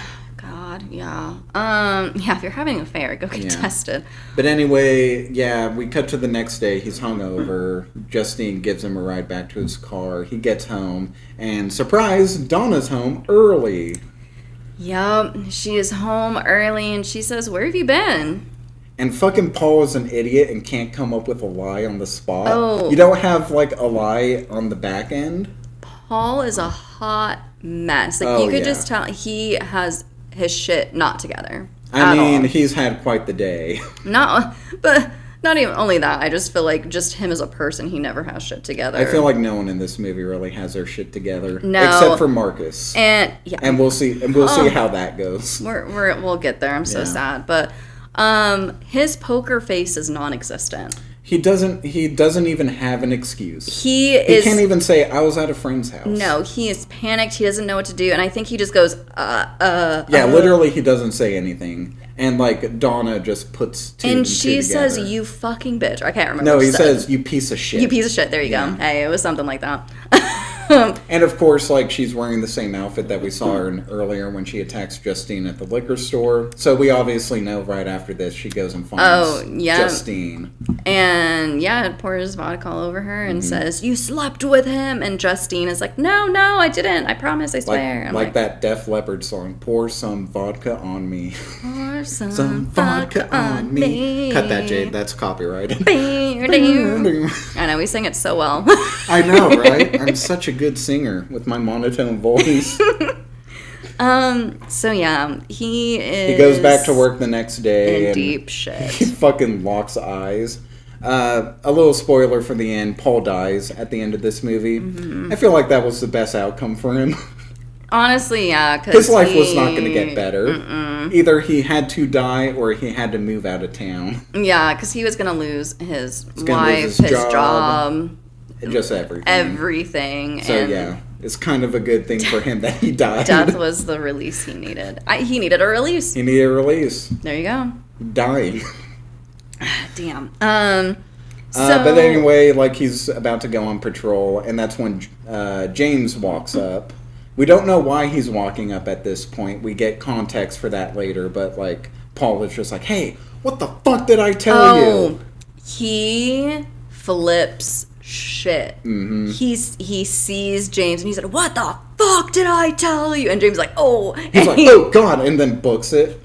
Which, this has one of my favorite, and the movie does this occasionally, like one of my favorite camera shots. Paul gets into his car and closes the door, and it's like the camera is locked to the door, so when it closes, it follows him. And it does that a few times when we get to James's perspective, when he goes to the house, when he's trying to open the door, the camera's locked on the door. It's a very cool, like, shot, and I appreciate it whenever they used it. They even have it, like, locked onto, like, Paul's shotgun at one point. Oh, really? I notice it. Like, the nice. camera moves when he's moving the gun. It's a really cool shot. I like filmmaking techniques like that. We don't get... The next point of view is James, right? So we go from Paul straight into James. Okay, I was like, we don't get a chase scene right there yet. Well, we kind of do. Like, James fucking books it the other way, and then Paul gets into his car, fucking make sure to disconnect everything. He does disconnect everything. And then fucking speeds off, and that's where we cut into James's perspective. And we figure out he's living in a tent in the woods, trying to get some fucking crystal meth out of his little pipe that he has. Yeah, and he kind of goes on, like, a spree, because he needs more. He needs money for drugs because he's out. And, that's when I'm like, oh, I don't think we see it, but that's when, like, I'm like, okay, whenever he was asking Justine for some, anything, any cash. But he's going around trying to pick up some stuff to pawn. Well, first he calls his brother, lies about getting a job so that way he can get money out of him. And his excuse is like, well, I need money to get clothes for the new job so that way I can get paid to pay mom back. Yeah. he's like... I love the way that he explains it because he's just like, no, I need the money to get the clothes so that way I can get the job to pay mom back. Because then I'll get even more money and then I could pay her back and then you back and then... Yeah. And then we get a perfect example in this scene of just like, lock your cars, because he's able to get into a car. Because he's on the phone. He's on the phone and as he's like trying to open. He's fucking going through a bunch of cars and trying to open the doors to see what's locked, and he finds one that's unlocked. And then steals a kid's backpack. Fucking flips through it, finds like a little tablet and some headphones that he tries to pawn off. Which I think is crazy, because it's like, this pawn shop owner must know he stole this, because like, that's why he says he doesn't want it. That's why he's like, absolutely not. And James is like, what? This is good stuff. Like, this is good. This is great. I totally didn't steal this from a 5-year-old. It's like, I could very much tell you did, sir. But in this pawn shop, he sees that poster for the missing children, which comes into play later on in this sequence. Mm-hmm. Because, did he go to the house yet before the pawn shop? He hasn't went yet. He hasn't gone yet because, like, the pawn shop owner is just like, no, I don't want this. So, obviously he needs money. So, he goes to the warehouse that we see where Paul finds him. And then we get, like, a really cool brief, like, chase scene where it's, like, Dutch angle camera of James just running through this alleyway. It's a really cool shot, and it really emphasizes like the panic that James is probably feeling. He was just full on booking it. He wasn't thinking about getting away from this. He's like, run. Then we get to the perspective of like Paul being just like, hey, if I see you here again, I'm gonna fuck you up, dude. Yeah, just a stern talk. I'm gonna fuck you up as much as I fucked my own life up. But this is when James just starts roaming through random neighborhoods, and he comes across Alex's house. He notices that the newspapers have been piling up in the driveway and figures, oh, this house is empty. And so he goes inside, starts to ransack everything. I love how there's, like, food on the parents' bed, and he just fucking picks it up and starts eating it. Oh, yeah. I think they were, like, chips, maybe. It was like a cracker. Yeah, I don't even know. I also was cracking up because he was like getting all of their cutlery. Yeah, and I was that's like, true. Is this like, why cutlery? And my boyfriend, he was like, well, to get money, like you can like sell. Yeah, it's silver. I didn't even think of that because I was like, what's up with this? Like, but there's a very good joke where it's like he's rummaging through everything and he finds a DVD copy of Willow and he's like, oh, Willow. Yes. Because what was the significance of that? Well, I don't think in the scene, like, it's around the TV, he finds Willow, and then he looks up at the TV, and there's a reflection of the parents. Oh, yeah. Well, I think there was something to do with Willow. I read it. Well, Willow is about, like, I've never seen the movie, but apparently it's about, like, a witch. That's it. And, like, I don't know, Willow fighting a witch. Like I said, I've never seen it. Don't know about a witch, though. There was, like, parallels, but then he looks up, sees the zombified parents. He's like, oh shit, sorry. What I love about that is just like he figures out that they're in a vegetative state and then just fucking goes back to robbing the place. Continues to rob. And I was like, I love this guy. He knows what he needs to do and he's going to do it. Yeah. But he hears weird noises upstairs. He kind of gets freaked out. But that's when he gets to the basement.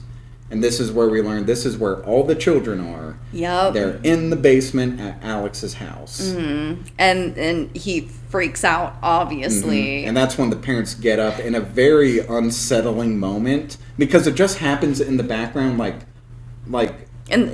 to the side of the camera and everything. And you just see it out of the corner of just them getting up and going over to him. And obviously in his freaked out state, because he's carrying a pillowcase full of the just stuff. Full of whatever. That he's taken. And obviously when he sees the kids, he's dropped some stuff, mainly the cutlery. Uh-huh. And he's sitting there panically trying to shove them back into the pillowcase, dropping them several times. And I said, James, baby, leave it or take what you have and go. It's like, dude, I know you're a tweaker, but get your life together. I was like, we need, like, the fight or flight, we need to flight right now. We need to get the fuck out of here.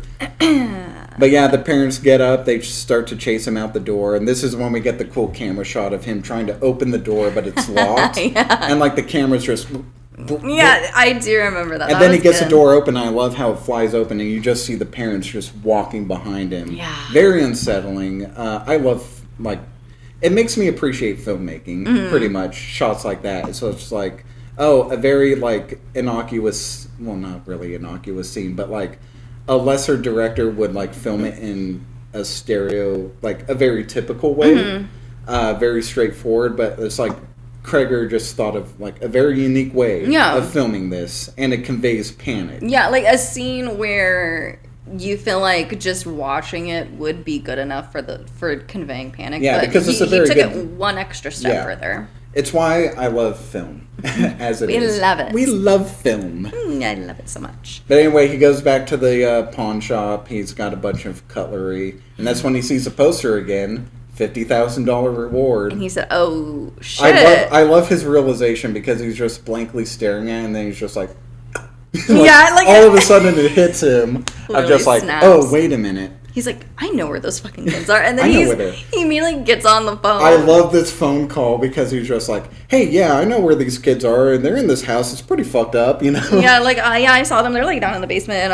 And, like, so, like, for the money situation, like, how do I do that? Like, do I just, like, come and pick it up? Or, like, does it, like, do you just, like, need to, like, send a check? Or? I love his line where he's just like, can someone come meet me with the money? I don't like police, like, stations because I'm phobic. He says, I'm phobic. James. It's such a good line. Yeah, James, I love you. James. I'm also phobic. This is a really good comedy moment to relieve from the tension of him just rambling on the phone because he sounds like a total tweaker. Oh, for sure. Even though he's like completely right. No, like he definitely knows, and you just know the cops on the other end of the line don't are like, believe him. No, They're just like, absolutely this is not. bullshit. They're like this crazed fucking guy. Anyway, this is where we figure out like why James was going back to the police station. Of course, we see Paul just like, hey, I fucking told you. And then, like, James just books it back to his tent in the woods. And, well, while he's booking it back, he sees Gladys. Oh, yeah, like, in the forest. She's just in the background doing her best Pennywise impression. I was just going to say, does a Pennywise wave at him? We'll eventually talk about it, but that's a very Pennywise shot of just in the distance just waving. All she was missing was a severed hand doing the wave. I love that moment in it where he just has the hand and just... So I would have shat my pants if I saw that. I would too. And James, I think, did. And he just keeps running. Yeah, like, he runs into his tent, which, dude, how much protection is that going to give you? I was so mad he just ran into the tent because I literally said, why would he run in there? And Wing was like, well, that's his home. And I was like, that's not safe. But then again, he's in the woods. What's he gonna do? Fucking climb a tree? I don't keep running. I felt like he had enough energy to keep going. But where's he realistically gonna go? I guess, but anyway, he gets into the tent. He grabs like 3 fucking syringes to protect himself, and he's ready to stab. Because I don't. At this point, I definitely he does not think Paul's coming for him. Yeah, he's out of the flight response. He is now in the fight response. Yeah, he out of the flight response for Paul, in the fight response for that fucking Gladys in the woods. And he's like, this old lady's about to come in here and fuck me up. I need to protect myself.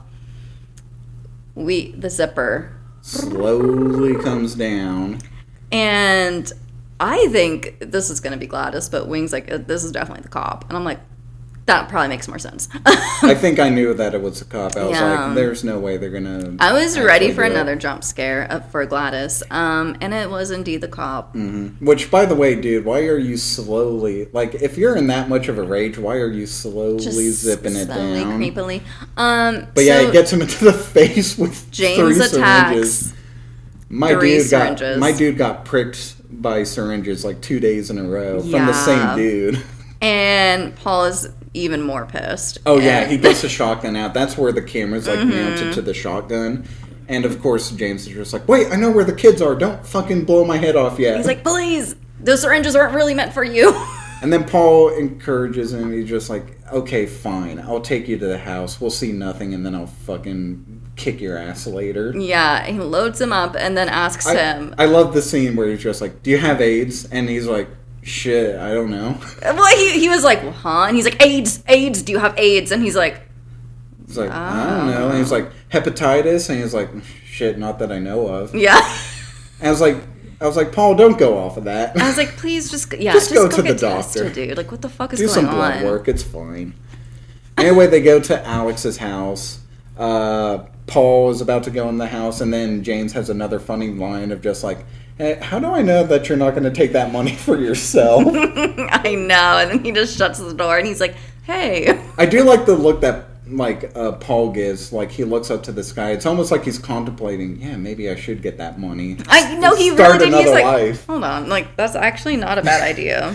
Then he gets out in the car. He goes into the house. Like, the door opens when he knocks on it, and he just enters. And then we get a hard cut, and it's nighttime. It is nighttime now because, it was day, and now it is night. And I love, like, James's response to that. Like, when he goes into the house, he's like, what the fuck? And then you get a hard cut to night, and it's just like, what the fuck? Yeah. Like, angry that he's still trapped in the back of the car. But I just love that. It's terrifying because it's like, it was day, and now it's night, and he's still in the back of the car, which means Paul hasn't left the house, which means something bad happened. Well, then the door opens. And out comes Paul in a zombified state, And drags James' ass across the lawn into the house. I was like, this is terrifying. It's pretty unsettling. Yeah, I was like, poor James. He's gone now. I was so sad. Goodbye, James. Yeah, this will be the last time that we see both of them, like, in their normal state before their deaths. Mm-hmm. So I literally wrote, fuck these kids, I just want James to be okay. He's not. Fuck them kids. Yeah, I was like, James, no. James, he was where are funny. You? We love you, James. Come back to us. Where are you? Sorry. But then we move on to the next chapter. Marcus, the principal. And we learn he's gay. Woke? Stop. By the way, a little side tangent. If you use the word woke in your reviews, like, unironically, I'm not going to take your review seriously. Actually, insane when people say shit like that. Yeah, when people say woke, like, to bash on a movie, it's like, you guys must not know a lot about movies. Must not know a lot about just anything. Anything in general. No. So, yeah, if you're a movie reviewer out there, please don't use the word woke. This movie's woke. This movie's fucking woke as shit. There is, like, same-sex relationships. What is it? It's like Superman? It's like, are you kidding me? It's like, exactly. Like, side tangent. When people were getting upset with X-Men and being like, X-Men's now woke. No, I remember that when X-Men 97 came out. Because they had a, like, problem with Morph being trans. Or non-binary. It was non-binary, which makes sense. It's a character that can shapeshift into anything. Can morph. And people are just like, the X-Men are fucking woke. And it's like, the X-Men have for the longest time been, like, a metaphor for civil rights. What are you talking about? It's like, do you not understand what the whole purpose of the... Like, so many superheroes are... In X-Men 2, when Bobby goes home, the Iceman, he goes home, like, his mom literally says, have you tried not being a mutant? It's like, it couldn't be more obvious that it's a metaphor. It's some people, like I said, some people are just, like, so... What's the word I'm looking for? Fucking stupid. We'll use that. It wasn't that. I was going to say a little nicer. But yeah, some people are just so fucking stupid and don't see the world as what it is. Yeah. And they're just in their own little bubble. And it's just like, not everything's about you. No. Sorry. Let people be gay. It's fine. Yeah. Let people be whoever they want to be. Yeah, and sorry, being gay isn't woke in a movie. It's just... It shouldn't be. No. It's crazy. Gay people have existed in movies for a long time. Yeah. Philadelphia came out in 1993. Come on, people. Come on, you guys. I haven't seen Philadelphia. I don't know what that's about. It's about AIDS. Okay. Anyway, let's move on. But yeah, we see that Marcus kind of has a very nice life with his boyfriend, just living a nice suburban life. I think they might be married. I think he said husband, but maybe I'm wrong. I mean, it could be. But either way, they have a lovely home. Yeah.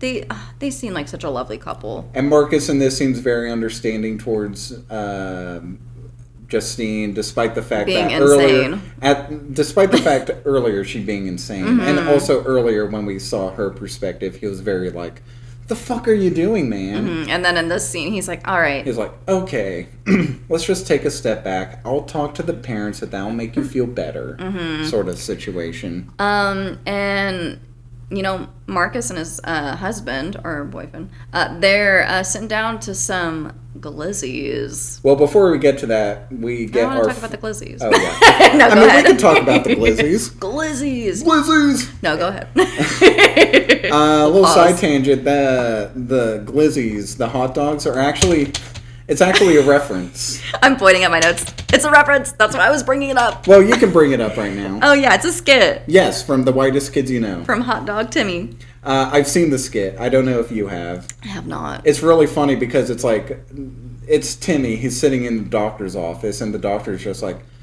he's like, "We got your blood test back. How many times a day would you say that you eat a hot dog?" And he's like, I don't know. I don't really keep track. And he's like, "Give me an average." And he's like, "An average for like a day?" He's like, "Yeah." And he's like, 7. And he's like, 7 hot dogs? And he's like, "Is that too much?" And he's like, "It's a little much." It's a little much. So yeah, the 7 hot dogs is a reference to that skit, kind of paying tribute to his past with his best friend doing Trevor that. Moore, yeah. So yeah, that's a nice little touch. But yeah, before that, he schedules a meeting with Aunt Gladys, and this is where we get Aunt Gladys full form. She has arrived. And even though we made the comparison to Longlegs beforehand, I feel like this is a different character than what Longlegs was. I know looks-wise you can compare the two, but like totally different character. Oh, yeah. And I was afraid when I first watched this movie that it would just be another Longlegs situation of just like, she is eccentric, but in a different way. Yeah. Like, I didn't want Aunt Gladys just coming around just being like, "Let me in, and it'll be nice." Yeah, no, she was definitely not being Nicolas Cage. Yeah.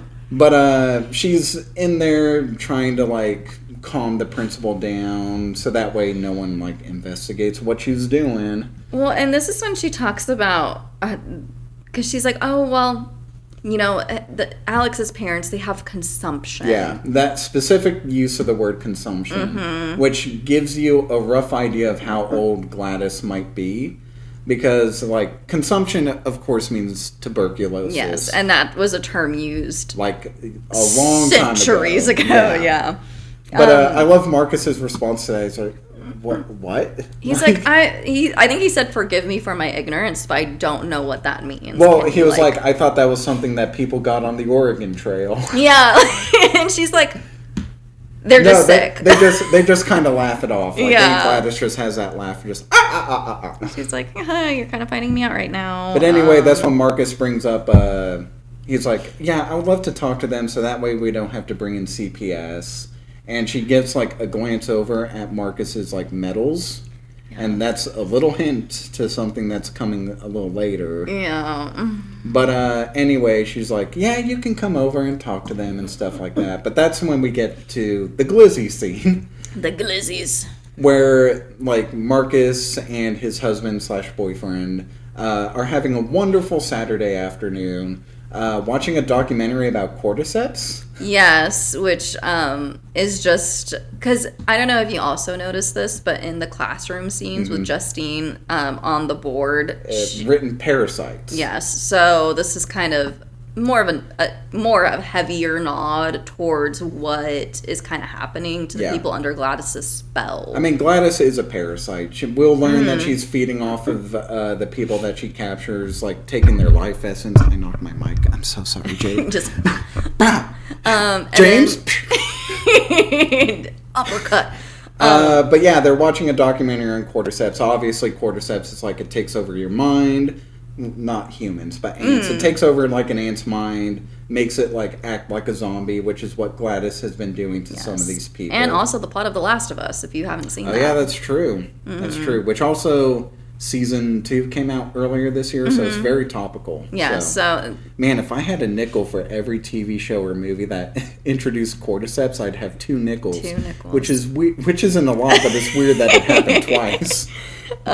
So yeah, like that, more nods to what's going on with But then Aunt Gladys shows up, claiming that she was trying to catch a bus, but missed it and had to run to Marcus's house. It's obviously like a facade. She's trying to get into the house. And Marcus is so real for not wanting to let her in. He's just like, I'm sorry, we're kind of doing something. But of course his husband or boyfriend is like so sweet. It's like, yeah, you can come in. He's and like, have a glass of course of you water. could come in. And he kind of looks at Marcus like, what the fuck are you doing? Yeah, like, even when she's coming in the house, he's just like, I don't think it's very appropriate. Yeah, and honestly, understandable. Marcus is being very safe.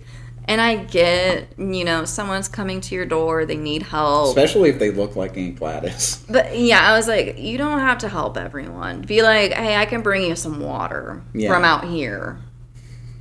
But you're going to stay here and not into my home. Because letting someone in your home that you don't know, that's a lot. At the same time, I take this movie's probably set sometime August, September. It's probably hot outside. So I figure, let him in. I get both sides. I would be like, get away from me. Anyway, they get in the kitchen. And he's like, get a glass. And she's like, no, a bowl. And Marcus is just like, what? And Gladys, I love her. So funny. I love her explanation. She's like, it's just a weird quirk that I have. I don't even try to rationalize it anymore. I know. And they're like, all right. Marcus is still like, I don't know about this, but yeah, I'll get you a bowl of water. Insane. Funny how they just explain that right off. Like, it's just a fun quirk I have. I don't know. I mean, we don't need to waste time on her we don't. giving a long explanation why she needs a bowl. I love that it was just that. Yeah. And it just ended and he gave her a bowl of water. Anyway, it ends up being part of her ritual. How do you feel about this ritual? Does it make sense to you, or? Yes and no, because it makes sense when you start to break it down in its individual pieces. So it's like she needs the bowl of water to, I believe, kind of control the possession in a ways. Because we see her, because she stops it. Yeah, she stops it by dropping it in the bowl of water. But, like, to initiate the curse, she has to put her own blood on this twig that she has. Which needs a few, like, possessions of, like, the people involved. So that's where the metal comes in that she saw in Marcus's room or office in his bedroom. In his room. She takes that metal and wraps it around the twig as being like, you're the target of my possession. So it's like she needs something personal from the target of the possession to be on the twig. If that makes sense. Yes, and then she also needs hair from the individual that she will be targeting. Who will be the targeted person that the possessed person will go after. So it's kind of like a two-step verification process. And what is she? She cuts her hand with something. Does she cuts her hand with the twig. Because it's like covered in thorns and everything. She just cuts her hand open. Of course, they're like, what the fuck? They're freaking out because they don't know what's going on. And Gladys is just like, oh, would you look at that? And they're like, I think we have a first aid kit. Let's go get that. I mean, that was Marcus's husband. And Marcus is like, bitch, what the fuck are you doing? Very specific wording that he says. He says, go get the alcohol in the first aid kit. Again, alcohol, bringing up that theme. Bringing it up. It's in there. Get the alcohol. Again, I don't know how people missed it. Hey, that's okay. Yeah, I know. But yeah, she starts the ritual. And this scene...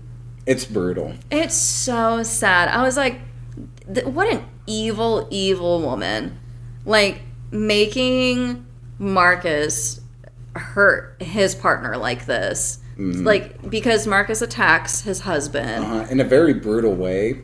First, he, like, barfs up a bunch of, like, black bile, which is cliche for a horror film, but it fits into the theme of alcoholism. Like, you're hungover, you throw up and stuff like that, so I can accept it. Yeah. And then he just fucking headbutts. And just headbutts and headbutts and headbutts. Over and over again until his husband's head is, just like collapses, and, pretty much. In the background, you just see Gladys kind of just cleaning up, the blood that she... And you just... All you hear is, like, the thud of, like, his face against his husband's. And I had to look away at this point because I was like, this is it's going on. It's kind of hard to watch, yeah. And I was like, how horrible. Like, him having to do this to, like, the person he loves. They were just having a peaceful day. They were having glizzies, man. They were having them 7 glizzies a day. I'm watching a documentary. Like, they Marcus were having was like, a day. I'm about to get my husband's glizzy later on tonight. Oh, yeah, Marcus, get it. But no, like, it was just so sad. And then once his, face is completely just caved in, she then drops the twig. Into the bowl, which stops him. It doesn't stop the possession, but it stops him from attack. Yeah. Which we also forgot to mention. Once she got the blood and the hair and the ribbon on the twig, she snaps it. Oh, she does snap it. Which like that initiates, activates it. Which initiates the attack. So like that's how the whole ritual kind of works. She has a bell that like gets them possessed. Like once you break it down into its individual parts, like I feel like the actual ritual feels very easy to like understand. Yes, it's you. I may not be describing it very well on the podcast, but like when you watch the movie, it may seem confusing, but just think about each step as it happens, and it makes sense. It's simple. Yeah. Alex got it. Yeah, Spoiler. he did. He understood. We'll what bring she was it up doing. when we get there. Yeah. But anyway, she stops the attack on Marcus's husband, and that's when she pulls out Justine's hair, which we saw gotten earlier in the movie. Once we again, know how like, that happened. Every segment ends with like a setup for later on, even though in the moment we don't understand. No. We eventually figure out later. She wraps Justine's hair, snaps the twig again, and then off Marcus is. And I love this scene because Marcus is just running through town and not a single person stops him. No, there's a lot of like, what the fucks? Which, to be fair, comments. that would be my reaction. It's like if I saw him in the distance running, I'd just be like, I don't want any part of that. Yeah, I was like, did anyone like call someone and say like, hey, there's a dude covered in blood and black bile and his eyes are bulging and he's just running like Naruto. Yeah, like I don't even know. Like, did anyone report this? Probably not. I don't know. Anyway, that's when we get back to the gas station scene. I kind of like that there was a lot of time in between, so that way we can be like, oh yeah, this is what's happening. But anyway, we get that extended scene where it's like she goes into the gas station. And fucking like, help me. Fucking help me. It's like, get the fuck out. Yeah. And this is where Archer kind of steps up. Like, he tackles Marcus into a freezer. Really good tackle. Very good interception. Oh, yeah. And, I think this is like, with Archer, you could... I mean, obviously, him and Justine weren't the best of friends. No, but and he Archer's wasn't, kind of an asshole. Yeah, but, like, he wasn't trying to actually, like, physically hurt her. And no, so he now just wants answers. Yeah, so now he's like, whoa, hold on a second. He's like, wait a minute. Yeah, let's not, do this. But anyway, Justine gets into her car, chases off. Of course, Marcus is following. Archer gets into his car, pursuits. And that's when Marcus gets hit by a car in a very gnarly... very gruesome way. Insane. And it was so funny because, the woman runs them over and she gets out of the car and she's screaming out of the top of her lungs. And my boyfriend was like, well, why is she screaming? She didn't just get run over. But then you pan over and it's like Marcus is missing his entire head. He's gone. And I was like, well, that might be why she's screaming. Yeah. I mean, I'd probably scream too if I just saw, like, a dude missing his head, and I was responsible for that. Oh my god, crazy. But anyway, like, of course, Archer went to the hospital because, like, when he tackled Marcus, he cut his hand open, and that's when he and Justine they talk it out. They're just like, well, you probably weren't responsible for that because Marcus just fucking attacked you. There must be something else going on. And he realizes, like, he was running exact same way. Like his son, yeah. Like my son was running. And, like, how the footage of the other child, Justin Long's child. Justin Long's child, yeah. Yeah, he was like, they were running exactly the same way. He was like, he was running a long way. Good Lord. But he's like, so, okay, like, these are... linked. Yeah, it's like he's starting to connect the pieces, and that's when he shows Justine the map that he made with the cross section. That's when she's like, wait a minute, that's Alex's house. And of course, like, he puts together, well, Alex was the only kid left behind. And that's when we cut to Alex's perspective, the last chapter of the movie. And it's so funny. I didn't write any notes for Alex's point of view, I don't think. Okay. I don't know why. I think I was just locked in to try and figure out what was going on at this point that I just, like, stopped writing notes. At this point of the movie, are you still in your theory that the kids are in on it? No. After Gladys shows up? No, I think it was, like, James's point of view. When he finds the kids in the basement. Yeah, that was thrown out then. Because I was like, oh, yeah, no, they're not. I mean, they're not you could still think that maybe Alex has a part in it, which he kind of does. Kind of, but no, like that. Okay, we'll get into it because I was about to say something. But so we're in Alex's point of view. Mm-hmm. And we see he has kind of a relatively normal life. He has loving parents. Mm-hmm. He's kind of bullied. Yeah, which... He's a small kid. He's super... He's he's tiny. Pretty small. Interestingly enough, he is bullied by Josh Brolin's son. Yeah, Matthew. I thought that was a good little throw in. It's a good little thing of just like, oh, the asshole's son is also an asshole. Mm-hmm. But I guess like they had a different actor for this. But like you were saying, there was such with the writer's strike and everything like that in the time period. The kid they initially got. He grew up a little too much. He hit puberty and he was like, he's too old for the role now. Which is also why, little side tangent, in Halloween 2, when they recast kid Michael Myers, it's different. It's because the kid who played him in the first movie hit a growth spurt, and all of a sudden he looked different. Yeah, so. I don't think we talked about that during the Halloween ranking, but... No, but there was so much wrong with Halloween 2. We glossed over It's like that wasn't even on the list. Yeah, but that's what always sucks is when, kids grow up. Yeah. Like what's happening with Stranger Things right now, where they're all in their I know. When they're all in their early 20s, but they're still pretending they're like 15 or 16. Literally, like almost like on their way to 30, and it's they're like those kids have 401ks now. Oh yeah. I mean, Millie, I think she changed her name. It's not Millie Bobby Brown anymore. Well, she got married. Yeah. So. Well, I think she dropped the Brown or the Bobby or something. It's not Millie Bobby. It's like probably. Millie something. I don't know. When I watched Stranger Things season 5, it still says Millie Bobby Brown. Oh, well, I'm sorry if I'm mispronouncing her name or like what she changed it to, but Millie, like she has a whole ass kid now. Yeah, she has a kid. Yeah. And she's like...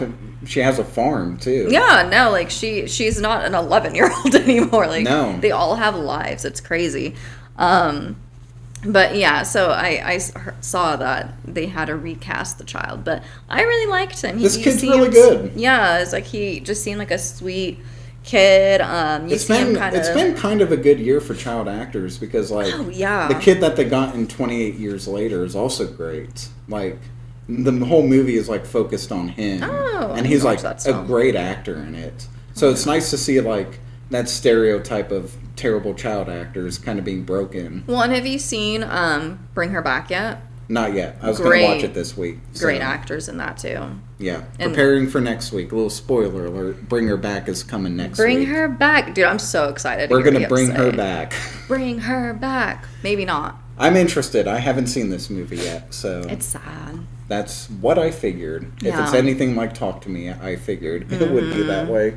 But what were we saying? Yeah, no, this kid's good. Yeah, he's very good. He's very believable as like the shy, bullied on kid. I like it when he's interacting with his father in the car, and the dad's just like, "You've been kissing any supermodels?" And the kid's just like, "No." They're like, no, Dad. Dad. I love the dynamic between, and like that's what makes it so sad. Makes it tragic because you could tell he has such a good relationship with his dad, especially, and like his mom too. Like they all help. It's a good family. It's dynamic. a very normal suburban family, and then like that alcohol metaphor comes in. This foreign substance just makes its way into the house of Aunt Gladys, and this is where. It's been brought up a lot about this movie of whether or not Alex is actually related to Gladys. When I initially saw this movie, I kind of took it that way, especially when Alex later on uses magic. I figured there could be a relationship between them. Yeah. Of just like family, because usually when you're magic, it's because you're related to other people who are magic. Yeah, it's in your blood. Yeah, it's in your blood. So I figured... like how we both said blood like that. Yeah, in your blood. In your blood. So I kind of figured because Alex can use this magic, he must be related to Gladys. I didn't realize that people were thinking that they weren't related. Well, I have switched to thinking that she isn't, because I like it fits in with the theme of this foreign substance coming in to the family and the parasite theme. Yeah. Of just like Gladys had no previous relationship with this family, but she kind of latched onto the family in a attempt to get their life substance. So she probably like manipulated this situation into having them think that they were related when actually there is no relationship there. Okay. I can see either way. Yeah, it can be read either way. Yeah. We never get a confirmation. But like the father at one point says, well, we haven't seen her in 15 years. Yet when Gladys is talking to Alex, he's like, I haven't seen you since you were a little like child. And it's like, well, He's Alex is obviously 15. not 15 years old, so she's lying. Oh yeah. And also side note, I heard they're gonna try and make a sequel to this, or a prequel. A prequel for with Gladys, yeah. which how do you feel about that? I would like that. I don't need it. I don't like when, again, like when movies, you know, are very profitable. They're like, we need to make another one because we need more money, and you know, if we make a sequel or a prequel, people love this, so they'll come see like that, and not no. The only reason I would be okay with it is because apparently one of the chapters in this movie was supposed to be a Gladys backstory. Yes. So I feel like Cregger Cregger has an idea there, which I appreciate, but it's like I don't need a Gladys. Would it be backstory. enough for a movie though, especially since they were just gonna do like a little? I feel like it would almost be like the same movie because it's like it seems like Gladys's whole thing is like possessing a person to do her bidding. Yeah. So I feel like even if we go back to like the 1700s and she's like a witch there, it would just be her doing this again. And that's why I'm like, if it was a snippet, like how they were doing everyone else's point of view, that's fine. Yeah. But to take that and try to drag it out into a whole movie, I don't like that. I mean, if they can do it well, I'll accept it. Go for it. I mean, I liked Furiosa, and that was a prequel, so...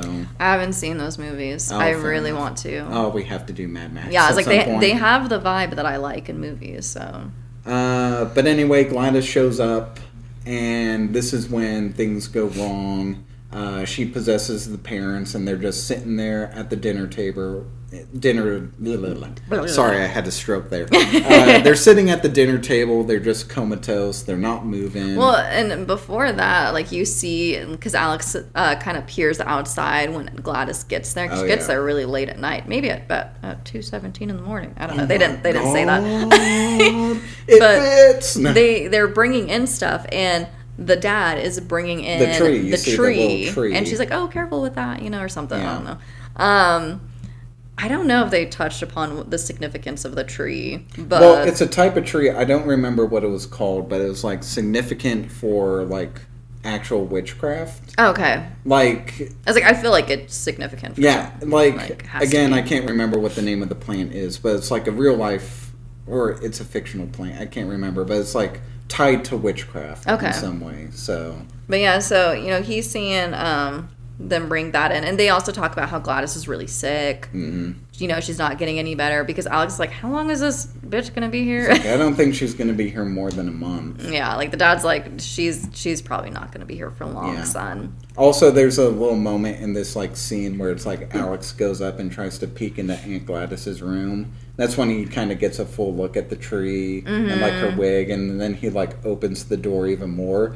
And Gladys is just staring at him. Yeah. Terrifying. That's a good, like, jump scare without it being a jump scare of just the sudden realization, oh, she's watching She was watching you the whole time. Yeah. Terrifying. But, yeah, and then Alex gets home and he sees his parents sitting at the table. And they're comatose, obviously, under Gladys's spell now. We get the really unnerving scene of just her demonstrating the power that she has over the parents by making them grab forks and stab their own faces. Well, because she's starting the ritual and showing Alex exactly how she does it, and she tells him, "Are you watching?"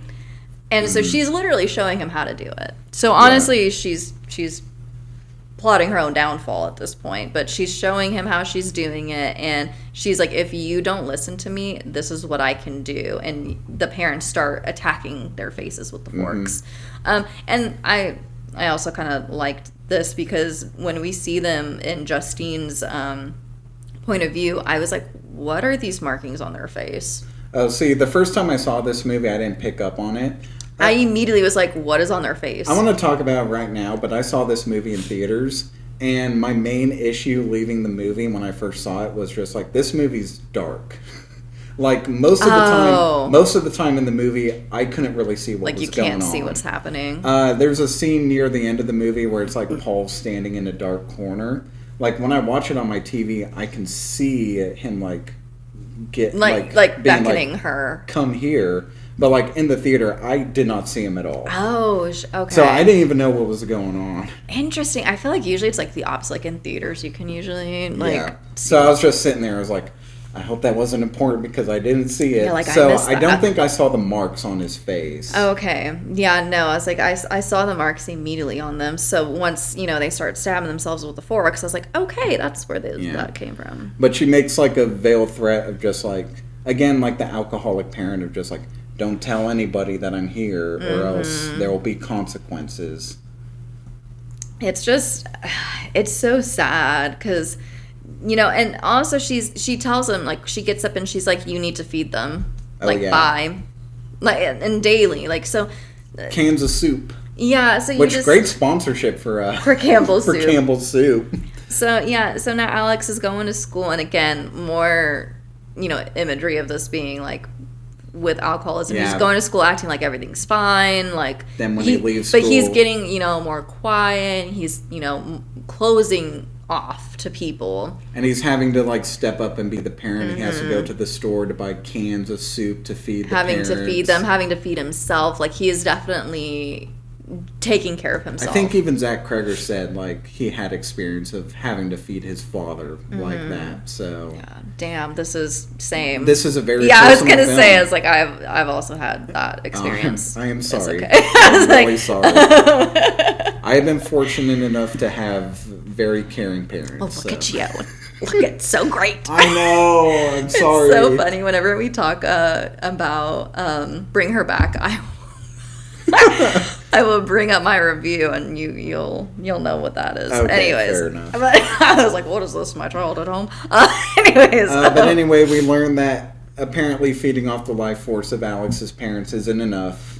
So Gladys is just like, Alex, go to your school and bring me one item from all of your students, and that might help me feel better. And because Alex just wants Gladys gone. To leave. Because he says, he's like, does that mean you'll leave? Yeah. Once you feel better, will you leave? And she's like, once I feel better, I'll leave. You could tell she seems kind of hurt by this. Kind of. Like, I felt like she was kind of like, he wants me gone. Excuse me, I'm the fucking best, okay? I that's what I got from this. Like, she seemed kind of like taken aback, like, wow, this guy really wants me to leave. Have you seen my red wig and my garish makeup? I'm awesome. Like, I'm eccentric, damn it. I'm like long legs. Yeah. But she's like, yeah, I'll leave. Like, just get me this shit. So this scene I love because Alex is now at school and he's sitting down and he's just like looking at all of his trying to classmates. Think of what to get from them. And he's like, okay, I could take that maybe or that. And then he is the smartest child ever. Yeah. And he looks over at their cubbies that this is something that most, I feel like I did this elementary as a kid. school, yeah.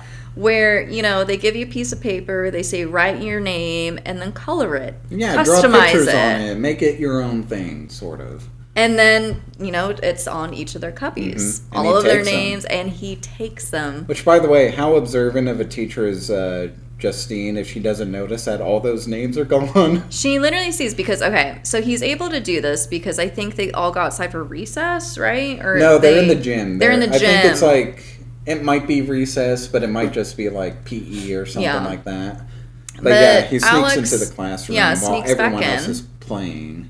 And he just, is taking down all the names. And he does that, and then immediately when he's finished, Justine's like, "Hey, Alex," and he like tucks him behind his back real quick. And she's just like, "Are you doing okay?" Like she's checking up on him. And I'm like, does she not notice something that is very like that these nameplates have been in your classroom. You go since into the that beginning of the classroom year. like 5 out of 7 times of the week. Yeah, they've for been, like 8 or 9 months. and you don't realize when you're right next to them that they're just gone all of a sudden. At the same time, she's like focused on Alex. I guess. I think that's like the one plot hole that I'm kind of like, come on. Yeah. But to she's me, also, that's like, this movie's not about details like that. Like, No. we'll get to the ending of some of the stuff that Justine does that, like, if the movie went on a little longer, there'd be consequences to it. But it's like, that's not the point of the movie. no, it's not. But I was like, girl, come on. Be a little more observant, please. Anyway, Alex brings him home, and that's when Gladys does the ritual. It's 2:17 in the morning, summons all those kids. Yeah, because I love this scene because Alex like comes downstairs and he's like watching her do the ritual, and yeah, at 2:17 she snaps it and kids all the come kids running. start running. It is such a cool scene. It really is. Because then, she goes outside and with Alex and she's like, look, like watch. And he just sees like all of the kids start like slowly She's like, starting. come, my children. Yeah, starting to come down his street. And I was like, this is cool. This is really cool. And then we get kind of a montage of just like, okay, the police are going to come, obviously. They're going to question because you're going to be the only student left behind. So we got to clean up the house. We got to put makeup on your parents to make sure Gotta comb that their hair. Yeah. comes up with the excuses like, oh yeah, the father had a stroke, and that's why he can't talk. Yeah, so, like that's it. I love the detail. We get like the scene where Alex is being talked to by the police, and we see Gladys there. But earlier in the movie, we see that same scene from behind, and you can see Gladys is there. Like, it's a really cool detail that I think a lot of people miss. It's like Gladys has been there since the beginning. No, yeah, I was like, I totally missed it. So the fact that they're bringing these back, I'm like, oh, okay, all right. Very unsettling moment when like the police come to the house to look at everything. One of the cops talks to Alex. He's like, oh, he's pretty quiet. And Gladys is just like, yeah, he is quiet. And then like turns to Alex and shoots him like a really like mean glance of just like, you fucking say anything. Yeah. I'm killing both of them. Yeah, she is definitely like, and you're going to stay quiet kind of thing. And then we even get an explanation of, like, why didn't they find the kids? It's because she did another ritual to get them to hide. We don't really know where she sent them to hide, but I guess that's not really important. That doesn't matter. Yeah. They were hiding just in the bushes gone. or something. I don't know. Which, by the way, poor Alex, now he has to not only feed his parents, he has to feed all these kids. He has to feed 19 people, and he is, like, 10 years old. He is constantly going to the store, bringing back home Campbell's soup. It's not rolling up to him like that commercial. No. He's just having to just spoon feed. If he got Chef Boyardee, it would probably roll up to his house. That was it. Yes, Chef Boyardee. I love those commercials. That was good. It makes you think that Chef Boyardee is good food. Yeah, it's not. It's not. I know sometimes I'll get like a sniff of it, like how like whenever you get like a nostalgic sniff of something and it reminds you of it, and I'm like, man, that sounds good, and then I think about it, I'm like, it's not actually good. Never mind. The only thing that is Kraft mac and cheese. So. Oh yeah, Kraft fucks hard. I love Kraft mac and cheese. Man, Kraft's mac and cheese fucks. It fucks. It's good. I still eat it. But oh yeah, so they come to the house. Kids aren't there. They're like, you're cleared. You're clear. Bye. Bye-bye. And what happens next? I can't remember. I just want to get to the end now. I'm like, we excited. go back. We finally get back to Archer and Justine inside the house. The door open, like they're looking at Alex's house. The door opens and Paul steps out. Well, because they see his cop car out there. Yeah, they see the cop car and they're like, Archer's like, here? Yeah, he's like, so like, is this a good sign? Is this a bad sign? Like, what's going on? Do we go and knock? What do we say? And and then Paul comes out and she's like, Paul. Yeah, and Paul's just like, come in. Into this house. He does this really creepy, like, beckoning gesture, like, slow, like a come on. Yeah. And I love how they're like, all right. Yeah, they're like, whoa. This isn't weird. The kids might be here. Let's go inside. And, like, all of the lights are off in this house. This is the scene where it's just like, I couldn't see anything. Yeah, I was going to say, like, because is dark. it's so dark, it's like, I didn't see Paul standing in the corner over there. Yeah, because they come in. And before this, because we're still in Alex's point of view before, Gladys says, "Don't cross the salt." Yeah, because like Paul showed up with James. So obviously Gladys is just like, oh shit, people are starting to figure out. Yeah, so she she's just sets like, some pack shit your up. things, we're gonna leave tomorrow. And the parents are standing guard outside her door with a salt line right in front of them, and she's like, don't step over the salt. And he's like, okay. And he's like, okay, bet. Yeah, and then that's when, Justine and Archer come over. Whoa, I just had like my ears popped. Oh no. I just all of a sudden can hear things now. Guys, you saw that live on the podcast. Oh my god, I can hear myself now. I can hear clearly now. Yeah, sorry guys. My ears have popped. I'm like just slowly getting sick, and I'm trying not to. Oh, God. So I'm not. Just Cody kidding. scoots all the way back. Scoot. I've been like popping cough drops this whole time because talking hurts my throat. But this is what I'm doing. Yeah, that's what I got this water for. Yeah. So yeah, and then so Justine and Archer go in, and don't know. Again, I feel like alarm bells should be putting their dukes up. Well, I they don't know. walk in, and again, a thing that I didn't notice when they walk in, it's in the background, but like James is also. Oh yeah, standing James back is there. also. Because I was gonna say, if you didn't see Paul, you definitely didn't see James. I definitely did not see James at all. But they don't see James either because he's like off in the living room. He's kind to of the standing side. more in the corner. Yeah, and they're kind of focused in on Paul. Yeah, because Paul's standing right there. Mm-hmm. But like In important, the there's like kitchen salt or line. something? I think he's in the living room. Okay, but I it's can't like remember who was connected where. to the kitchen. Okay.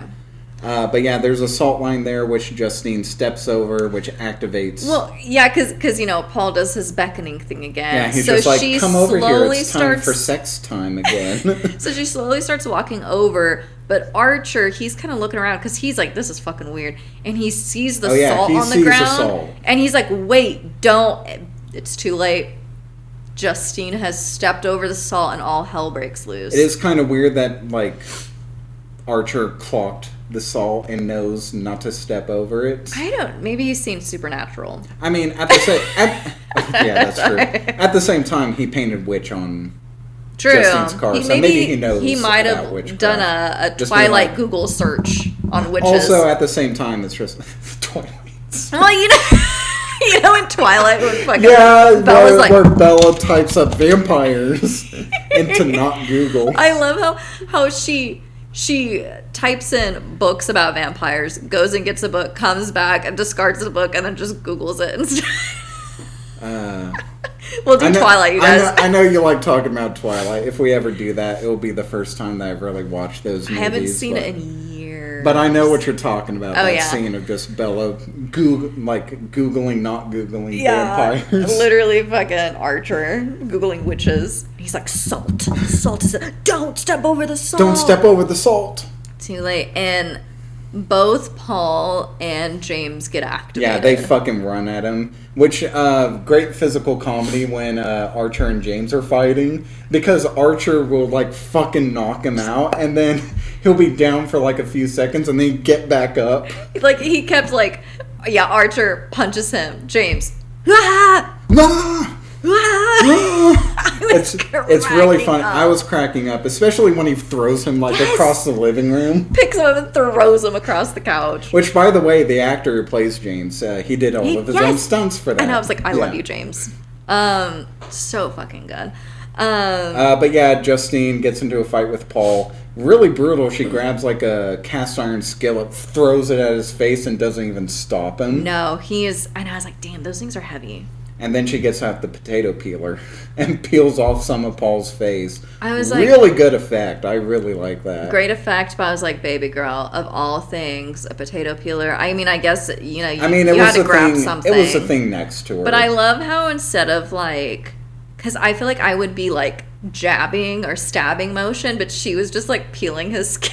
Yeah, but you can't really stab with a potato peeler. I feel like if you like turn it around and like the handle part, like yeah, but poke at his the same, eyes out. she just threw a cast iron skillet at the dude. Poke like, his eyes. Oh, yeah, poke his you eyes see, out, I was yeah. like, I feel like that would have been good, but she was just. But she eventually wise up. She does grab Paul's gun and first shoots him in the neck. Yes. Which is brutal. Like, blood's pouring out, and he's just like, he's still not stopping. He's just like.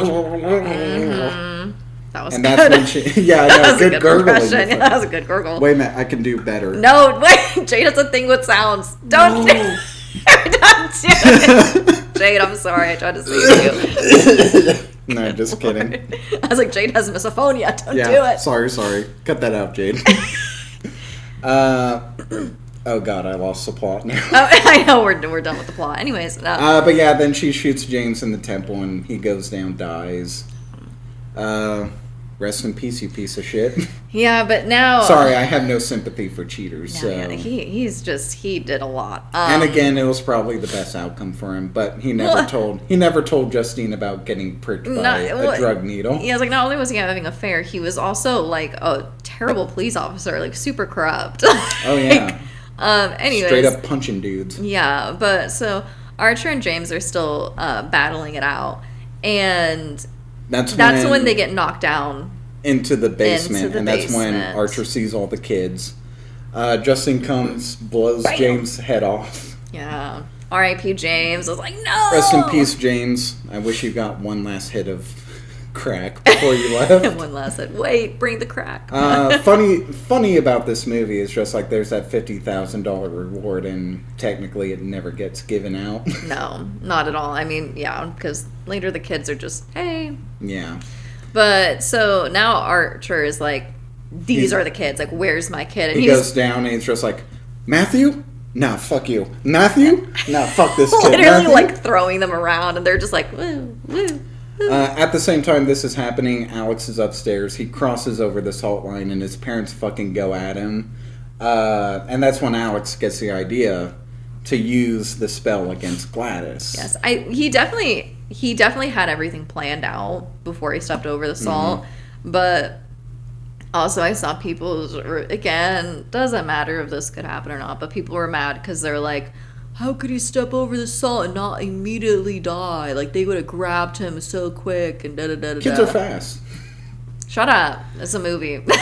Yeah. It's okay. I do like the imagery of just, like, he taps his toe and then the parents are just immediately like, Roar! Yeah, because he took his shoe... No, he put his shoes on. No, he had his shoes on and because he purposely put his shoes on so that he could run faster, because he can run faster in shoes. But anyway, should have been light up sneakers. He would have been even quicker. Oh, he would have been so cool. Yes, he wouldn't have been bullied anymore. See, I know exactly.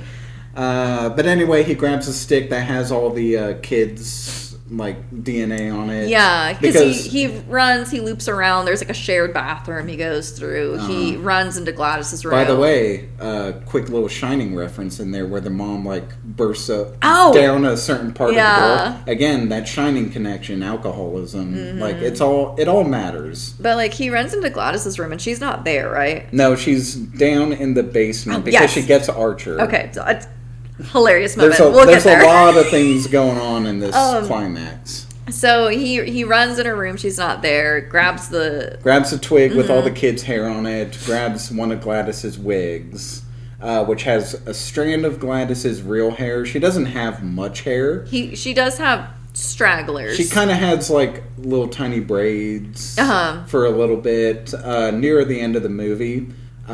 Because she's drained so much life force, like her hair's kind of coming back a little bit. But he sees the hair, does the ritual. But before that, it's like Gladys got a hold of Archer. Well, because he's downstairs obviously looking for his kid. Yeah.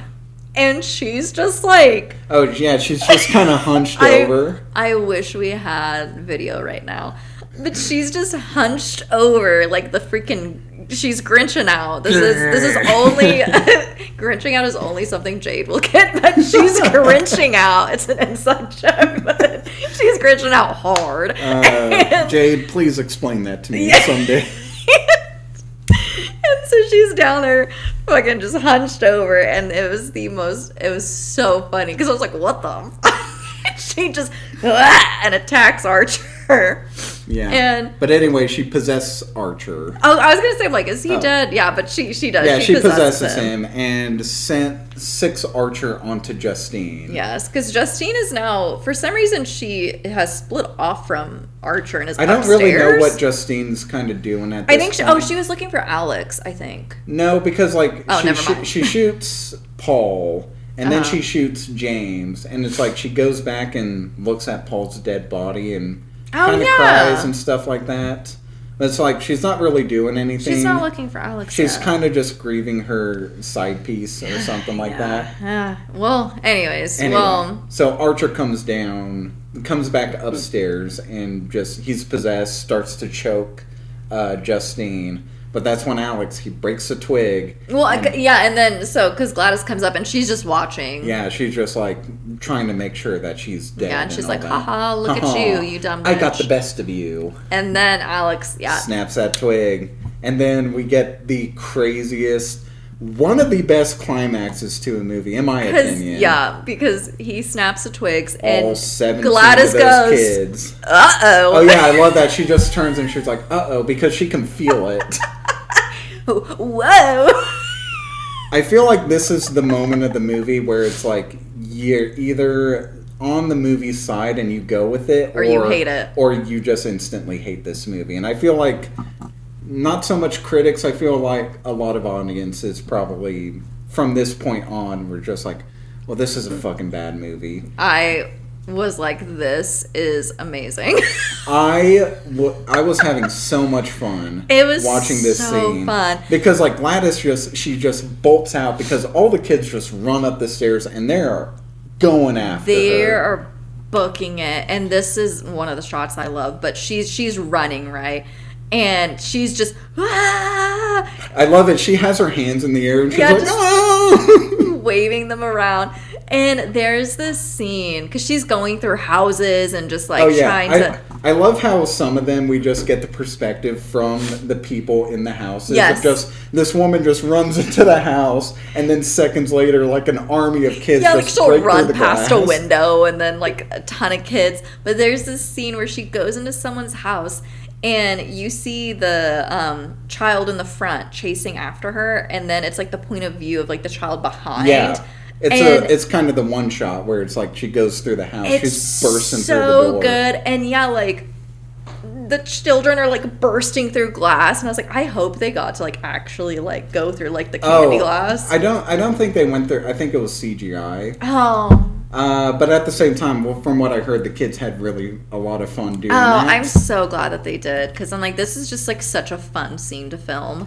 My favorite moment of it is just the guy who's mowing his lawn, and like Gladys just runs by, he stops and he looks, and then just the kids run by, and it's just like off in the distance. It's really funny. But anyway, we get to the really cool scene where it's just like the kids catch up to her and fucking rip her apart, limb by limb. Yes, literally limb by limb. Literally rips the top of her head off. Yeah, scalp her. My favorite part about this is the music that's playing in the background. By the way, great score. I have it downloaded on my phone. I've been listening to it. Oh yeah. But like, it's like playing harp music as these kids are ripping this witch apart. It's really funny. It's so good, and like, it's so bloody. It's very bloody. Like, these kids are being sprayed with blood. Yeah, and you know, as this whole thing is happening, Justine's still getting attacked. Yeah, she's still getting choked out. And Alex is still hiding from his parents because, you know, and the whole time I'm watching this, I'm like, okay, I hope this gets, like, this curse is broken once she's dead. And Which it does, yeah. It is, because I'm like, if not, this is not good. But it does, and right when she's ripped limb from limb, literally blood and guts everywhere. Mm-hmm. Yeah, everyone snaps out of it. But not really. Well, they're no longer under the curse. Yes. So Josh Brolin, Archer, he snaps out of it, and he's just like, where's my son? He is confused for sure, but he is like, last thing I remember is finding my son. Like, I need to figure out where he's at. So he follows the carnage. He follows all the broken carnage, the people yelling. Yeah. My favorite thing is, like, Archer's walking through the house, and, like, this woman is just like, what the fuck's going on? And then she sees Archer, and she's like, there's a man in the kitchen now. Yeah, because she's like, I don't even know what happened. Like, these... like, came in, there's glass everywhere. Oh my god! Oh my god, there's a man in the kitchen. Yeah. It's really funny. No, that was good. I was like, very realistic. And then he gets to the kids. Yeah, that finds all the kids are just standing there now. Standing there now in a circle, surrounded by the remains of Gladys. Mm-hmm. And I'm thinking, because I saw that Archer came to, and I said, oh God, I hope those kids don't come to immediately, because there would be they would be so traumatized. So much therapy needed. I mean, they're still going to need it. Because some of them were literally biting pieces of her off. yeah, they were. Like the kid who probably ripped the top part of her head off. Yeah, no, I was like, these kids have pieces of her. They have pieces of Gladys all over. I was going to, like, literally her brains. It's crazy. It was a very graphic scene.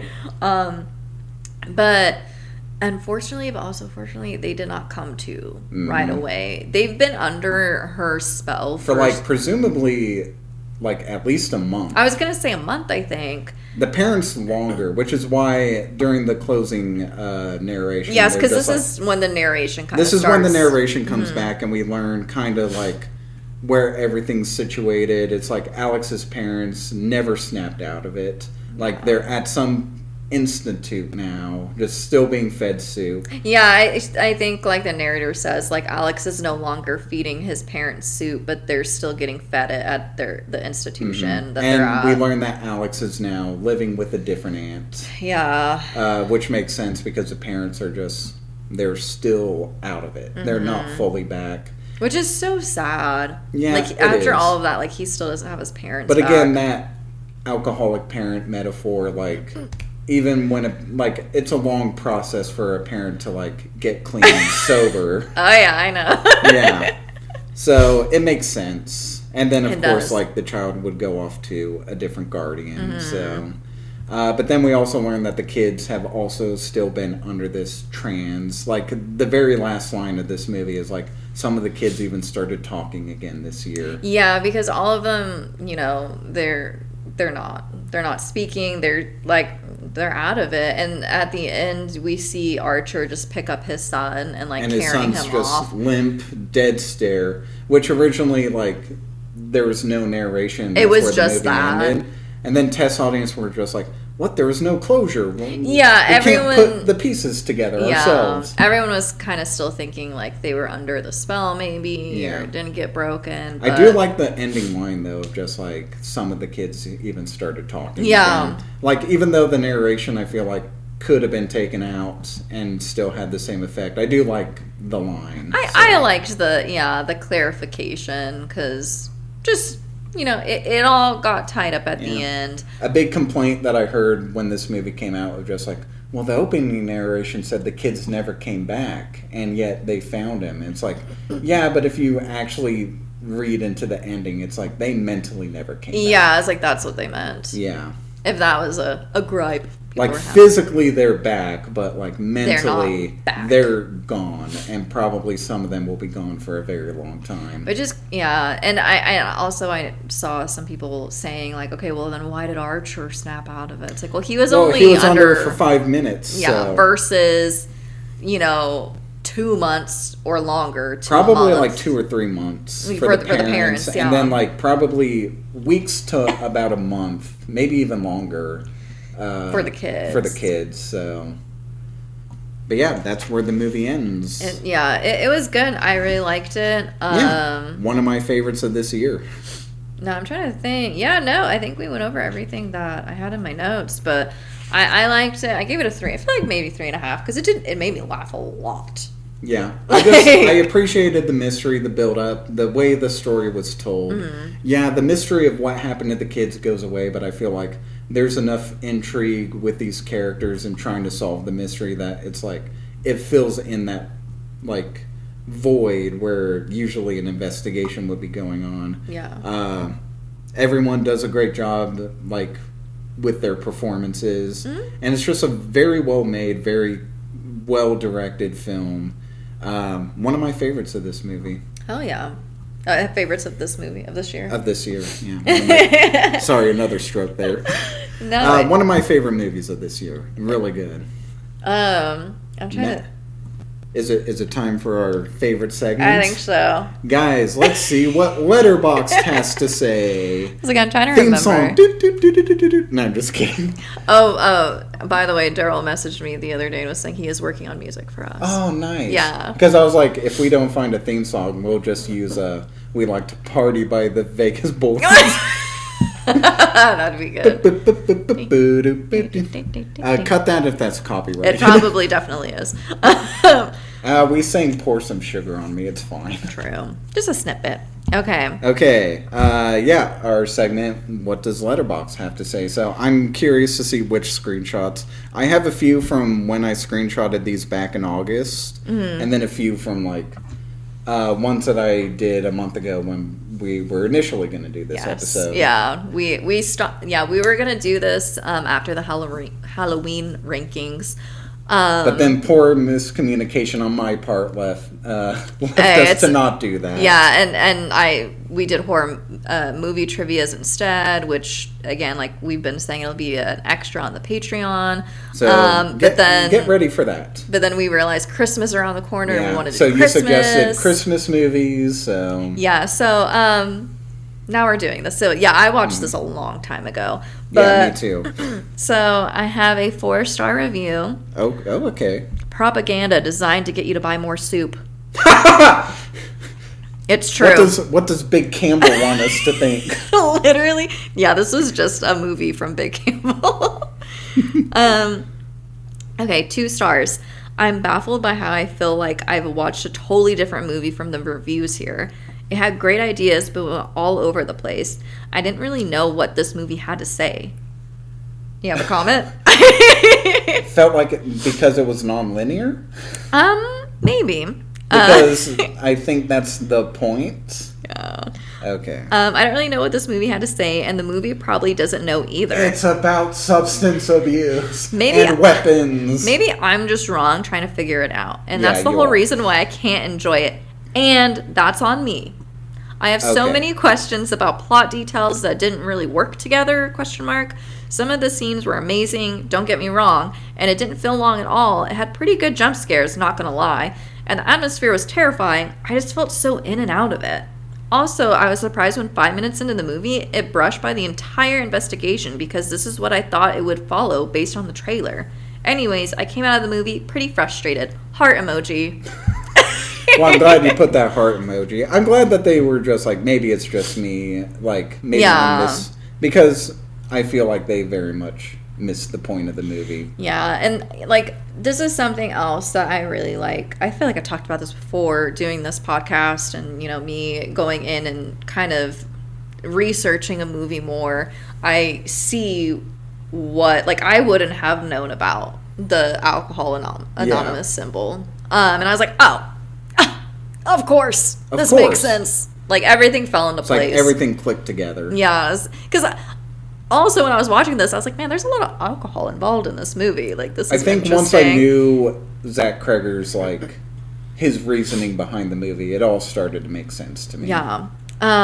Okay, this one is not rated. They just liked the movie. Okay. And it said, hitting snooze on the giant floating machine gun alarm clock above your house. I feel like hitting the snooze button on that would just make it louder. Just 3.5 stars. Weapon sadly didn't live up to the hype for me, which is crazy with a 3.5 review, but okay. It has an awesome concept and a unique execution, but I never felt as invested as the film clearly wanted me to be. There are some strong elements, a few good jump scares, dark humor, and great performances, but I left wanting more. There's so much to like, but I left going, that was it? Still a very well-made film and a good film, but I don't think it's a wild, quote-unquote, or as insane, quote-unquote, as everyone is claiming it to be. I don't know how you can see a bunch of kids ripping a witch apart and not being like, this is insane. That's pretty crazy. But, I mean, I don't know. I don't think I didn't hear a lot of stuff from people around me saying, like, it's crazy, it's wild. Like, I heard, oh, it's really good. Not really what I was expecting, I but think good. It's because a lot of people probably went into this blind and were just like, they didn't know what to expect. Yeah. Kind of like how people did with Barbarian. Because yeah. people went into Barbarian knowing nothing, and then they're just like, this movie's fucking wild. And it's like, yeah, it's kind of wild. Like, it's a really good movie, but it's not crazy. I think it just went with people's expectations. Because definitely with Barbarian, that was another thing. Because when I hadn't first watched it yet, people were telling me, like, don't look anything up. Like, just go into it blind. I'm like, all right. And I was very much like, well, what the fuck? Yeah, unfortunately for me, I had been spoiled to Barbarian beforehand, but I still enjoyed the movie, and I enjoyed the ride the movie took me on. Still good. Okay, this one, half a star. I had to translate this. This was originally in Spanish. Literally better shit. Not a single moment of the movie caused me the slightest bit of terror. And this is coming from someone who was scared by the worst horror movie of recent years, Smile, which I thought was so funny because I hate that movie. I have not seen either of the Smile movies. I watched Smile and I was like, this is a joke. Like, this is so bad. My sister keeps telling me I need to watch Smile.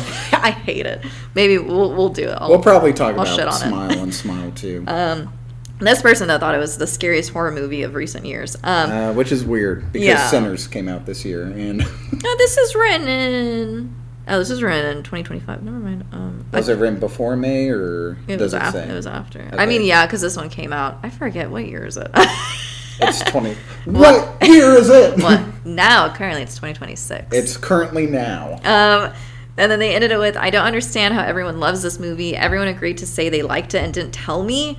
Bad story. Predictable as hell. It's a conspiracy. What do they mean predictable as hell? That's crazy. There's not anything in this movie that I would say is predictable. No. And it didn't make me feel any connection to the protagonist. Better shit. Well, which protagonist? This movie has like 6 of them. I was like, there's like a lot. And then this one was originally in French. Half a star. Strangely, for a horror film, the only thing that scared me was the positive reviews surrounding this film. Okay, dude. And then let's see. I have one more. Okay. Half a star. I generally don't even know where to start with the fuck-ass plot holes. Nonsensical plot itself. Okay, we'll pause there. I hate it when people hate on a movie and their go-to is like, there's plot holes. It's like, people don't know what a plot hole is. Yeah, you guys. Like, you can't just throw that out there to any movie that you... Like, I don't think there's really any major plot holes in this movie. No, and then the only ones I brought up, like, it was kind of like, oh, there might have been a reason to it, but they just didn't spell it out. Yeah. And it's like, okay. Anyway, side tangent. I hate it when people are just like, I hate this movie because there's so much plot holes. Okay, nonsensical plot itself, or the fact that I predicted 7 fucking jump scares. I don't think there was that many jump scares, actually. Not really. I think there was like maybe 2, 3? 3 or 4. Yeah. If it were marketed as a comedy, I'd say my expectations would be more solid. The spell is inconsistent within itself. It's not. We literally never get to know who the fuck the narrator is, and the ending is so unsatisfying. And it felt like I were to close the movie midway through, we'd be in the same place plot-wise. Dude, like, the spell made the principal vomit, but no one else. Why was there a giant assault rifle in the vision with a random number? See, this is a guy that said a random number. There's a scene where the kid disturbs the salt and it cuts to him running because if it wasn't for the cut, there's generally no way possible he could have gotten away. The plot convinces we're killing me, dude. I could go on forever. Excuse my yapping. Yeah, you're not excused. My God. Oh, wait, do I have more? Oh, I have more. Yeah. Oh, my God. I have so many. I have quite a lot, too. Okay, let me see. These ones I got from Reddit. Interesting. Yeah. What does Reddit have to say? Amy Madigan, screaming at the top of her lungs, pursued through the 5 houses by a bunch of also screaming, heat-seeking missile Terminator children, is going to live rent-free in my head until the day I die. I think that was the single most satisfying and cathartic villain death I've ever seen. In a horror movie, at least. Yes. Yeah. This witch was such a nasty motherfucker. She felt like such an unexplainable, ancient, omnipresent force, and it turns out she's basically a one-trick pony who has abso-fucking-lutely no idea what to do when a little kid throws an Uno reverse card at her and loses her shit. My major dislike was a giant fucking AR-15. LMAO. I It's get about that. weapons. He even said it in there. The kids Yeah. are heat-seeking missiles. It's weapons. I think it's the name of the movie. the gun definitely threw a lot of people. It threw me off. Yeah. And again, it's a dream sequence. It doesn't have to make sense. I guess so, yeah. Dreams are supposed to be abstract. This one says, Josh Brolin knocking the dog shit out of that dude over and over again, managed to simultaneously be super intense and laugh out loud funny. It's a good moment. Yes, that kind of sums up how I felt about this movie thing, this whole thing, to be honest. It's a perfect example of a roller coaster movie. I was a bit worried that Barbarian would be a fluke or just impossibly hard to live up to, but thankfully Zach Cregger fucking delivered. 8 out of 10. We'll see. We'll see whatever his third movie is. I felt that way with the Jordan Peele. It's like I loved Get Out. Mm-hmm. I really liked Us. Nope. So I was just like, well, he's made Nope two was good good. movies, but he could drop off on the third one, and then he hits us with the banger Nope, and I was just like, okay, That was good. I'm on Jordan Peele's side. So Such a great we'll movie. see for Zach Cregger. I think his next movie is another Resident Evil remake. Oh, So interesting. Okay. We'll see how that goes. Yeah. And then we have that tracking shot of the girl chasing Gladys through the house while smashing through the multiple doors and windows is one of the craziest things I've ever seen. I wonder if that girl was actually the little girl or just a stunt woman, because you never see that girl's face in that tracking shot. That's why I was like, I feel like that would be so much fun, but it was probably a stunt woman. It probably was. 4.5 stars. She is bald, and she's torturing people who have hair. That is an accurate summary of the movie. And then 4 stars, my favorite missing person in this movie was Pedro Pascal. True. And then this one, they just liked the movie. There should have been one kid in the basement who was normal, but just really wanted free soup.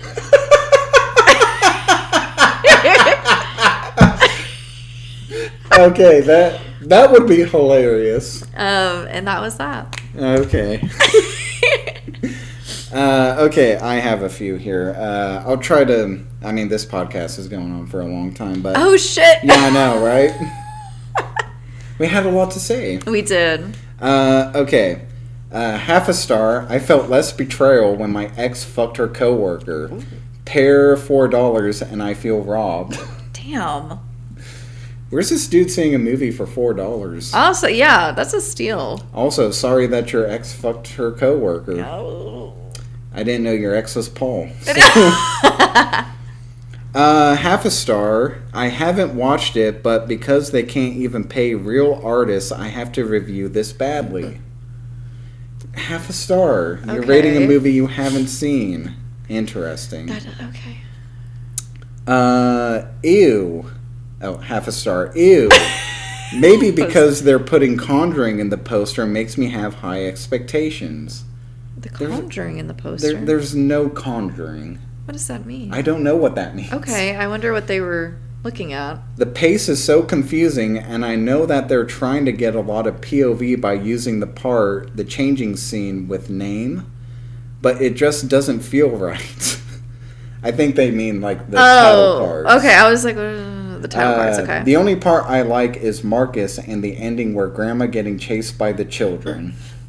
Fair. 1/2 star. Okay. And maybe not so fair, but Where is she getting Conjuring from? I don't know. Maybe because the poster kind of looks like it would be a Conjuring movie, but there's nowhere in here that's just like, The Conjuring. Yeah, Also, this movie is much better than most of the Conjuring for movies. sure, way better. 1/2 star. Never letting anyone borrow anything from me ever again. And also, what the fuck was that? Just what the fuck was that This whole person movie? wanted to air grievances for lending something to someone and then also reviewing the movie. I mean, that's fair. Like, someone comes up and says, hey, can I borrow that from you? Absolutely not. You're going to do a witch ritual on me. Yeah. Get out of here. This one's kind of a paradox. 1/2 star, fucking terrifying. I hate when people review horror movies like that. Like, that's, I think, my only issue with us doing this podcast is that when I'm looking at reviews now, I'm seeing so many people review horror movies saying, that was so scary. And it's like a 1/2 star. And I'm like, okay, so it did its purpose for you. Yeah, that's what a horror film's supposed to do. It's supposed to be scary. Like, that's like the only, like, every other review, if it's like bad or whatever and they're shitting on it, it's like, okay, whatever, fair. that though, like you got scared Yeah. of a scary movie, like okay. Anyway, Sorry. what a weird review that is. Half a star. I have more to say, actually. So apparently this person reviewed it before. Oh, okay. He said, and another thing. This is pig slop bullshit, and you fat fucks ate it up. Ooh, okay. You idiots love a movie devoid of actual character development and a cohesive storyline. I felt like it was pretty cohesive. Yeah. Took you in a pretty linear route. All you people care about is a movie that you can make vocal commentary on in the theater with people around you. Attention whore behavior trait, by the way. Dang. That people want to discuss a movie that has themes. Well, that's the thing. I was like, and I know they specifically said like in the movie theater, but like, what do they mean by that? Like when people like just are reacting to a movie? Yeah. Or like talking about a movie after it's over or something like that. I don't know. Like what we're doing right now. But like still, but like that's just like what a movie is. I feel like that's what makes a movie good is when you can talk about it afterwards. Yeah, when you can talk about what you felt about it. And being like, whoa, that was really good. What did you think? I like this part. I like that part. It's like I think that's just a normal human thing. It's a good thing this person is on Letterboxd doing Right? Yeah, literally. the hypocrisy. I hate Joy, and I hate you little fucking piggies for acting like this TV movie shit slop is peak cinema. Don't piss me off this bad ever again. Is that the same person? It's the same person. Okay, I was like, that reviewed the other one that said pigs. Yeah. They like that as an insult. This Okay. person hates Joy, apparently. Joy and pigs. Yeah. Sorry. This one's funny. Half a star. Owen spoiled it. Hashtag no thank you, Owen. Fuck you, Owen. Apparently this person knows a person named Owen and Fuck you, spoiled Owen. it. No one likes when someone spoils a movie. I hate when that's people true. spoil things like that. I try not to. Yeah. Like, if you do it by accident, it's okay. Like, if you really didn't know that person. But I know, like, I've known of people who they just like doing that, like spoiling shit for others. And it's for like, don't me, do it'll be that. like I'll accidentally get so heated into talking about a movie that I accidentally let something Yeah. slip. And like So, I said, that's okay. But when like you're purposefully doing it, it's like, bro. like, it would be the equivalent of like standing outside during like the premiere of Empire Strikes Back, and then someone leaves the theater and just like Darth Vader is Luke's father. Or Yeah. something like that. Spoiler, sorry. Spoiler if you haven't seen that movie. If you haven't been alive the If you past haven't seen however. this 50-year-old movie. The iconic scene, Luke, I am your father. This one's kind of a long one, but it is. Half a star. It is. I am so confused about how anyone could like this, so I'm going to do a bunch of spoilery yelling below. Okay. That was the ending? None of it was explained. I feel like a lot of it was explained, actually. Were they part of that test audience? I guess so. I get she was a witch or whatever, I guess, question mark, question mark, question mark. But they never even hint at her motivations except survival, I guess. That's That's the motivation. That's the motive. She's feeding off their life force. She's dying and she She's wants to sick. stay alive. God. Or why she targeted that family in particular. Which, granted, we don't figure out why she targets this family, but I don't think that's important. She's just a parasite. No, she attached and- herself to a random family. Yeah, and then they say like it's the aunt. So I mean, if you're just like not reading too much into that, you would just be like, yeah, she's the aunt. Yeah. Was she the actually aunt? We'll never know because they don't explain anything. They don't have to. At that point, they don't really have to. There is a time in movies where you do have to explain things versus when you don't. And you don't have to actually explain if she's his actual biological aunt. I don't think it's important. If survival was her whole point, why didn't she take something from main lady character's car and make her a zombie too? Because no. She already had a house full of kids. Yeah. Why keep the kid alive after he delivered his classmates to her? I guess she needed him to feed them all soup, you which would be a answered. ridiculous reason. Also because, like, if the kid went missing in this family, then it would be more suspicious. Yeah. she already dodged the cops once with that, and plus he's feeding them, and that's getting something off of her plate because she doesn't have to keep them alive too. Yeah. What's the town's response to all this? What are the consequences for main lady characters since she straight up killed Paul? Which, again, the movie ends right there because that's where the movie should end. Yeah. But again, if it went on for a little longer, there would probably be an investigation to that. For sure. But it's like, that's not important. Not We currently, don't no. need to know what the consequences of her killing Paul was. No. There's no way the police would believe this story, even with all the destruction the kids caused and the testimonies from her, Josh Brolin, and the kid. It's like they explain at the beginning of the movie that the cops covered it all up. Mm-hmm. Because, like, the situation was so insane and they couldn't solve it. It's like, and there's no way that you would be able to explain this. Yeah. The parents can't speak, so they can't confirm what happened, and neither can the principal, obviously, or the junkie, James, I think, who I'm not even sure is still alive. You're not for sure. He got his fucking head blown off. He said, I'm not for sure if he's alive or not. We need to check back in with that. That was also unclear. The whole Paul junkie situation was pointless. Cut the whole thing out and inject some actual plot. James is the whole reason why they know where the kids they're are. at. Yeah. And he's also the star of this film, baby. What are you talking about? James! Yeah. Also, James and Paul are addicts. It's part of the thing. Okay. I'm just like, he's amazing. There's more to this review, but I didn't screenshot all of it, so yeah. There's they that. kept going. Okay. This person, did they even watch the movie? I don't think so. I don't think so. Or paid attention to it. The fact that they weren't for sure if James was still alive or not. That's crazy. Despite getting shot in the head. Yeah. It's like, you must have missed that scene. Must have. Half a star. I feel like while we got a lot of good perspective, we are missing one very important one. That's it. That's the end of the review. Okay, I was waiting Never says what it is. I was waiting for, like, Gladys or something. Nope. Okay. That's the end of it. All right. Good for him on elaborating. Yes. Very clear. Half a star. What an absolute waste of 2 hours.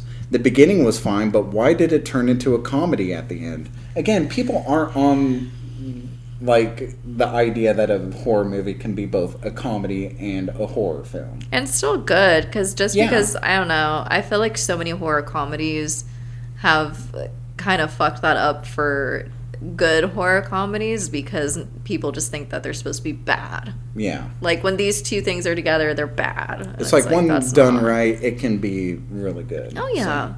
Would not recommend. Honestly, just run around in circles for 2 hours, and that would be more entertaining than this film. I disagree. No. Now, if he said spinning around in a chair for 2 hours. Oh, well, then, yeah, definitely. Maybe. I would be on fucking board. Dizzy at the end of it. Half a star. Oh my God, suck my ass. That's the end of that. All right. They like their ass sucked. I forgot about this review too. This is good. Oh. Half a star. Not a cell phone in sight. Just kids living in the moment. Yes. I love that stupid meme. You know when your kids are just stuck to their iPads and they're just not going out and just standing in a basement. Tearing a witch apart. It's just Nothing sad. brings children together through friendship by ripping a witch's head off. That'll bond you for life. That's how I met my friends. That and the killer clown that was in the sewers. Oh, God. Half a star. My head was under the blanket for half the movie. It was really scary. Half a star. Half a star. Did what it was supposed to do. My goodness. You could just preface some of those reviews of just being like, I don't like horror films. It's like, don't. Yeah, don't. I mean, I'm not going to tell you what to watch. Watch it, but like, half a star. Half a star. Gross. Homophobic.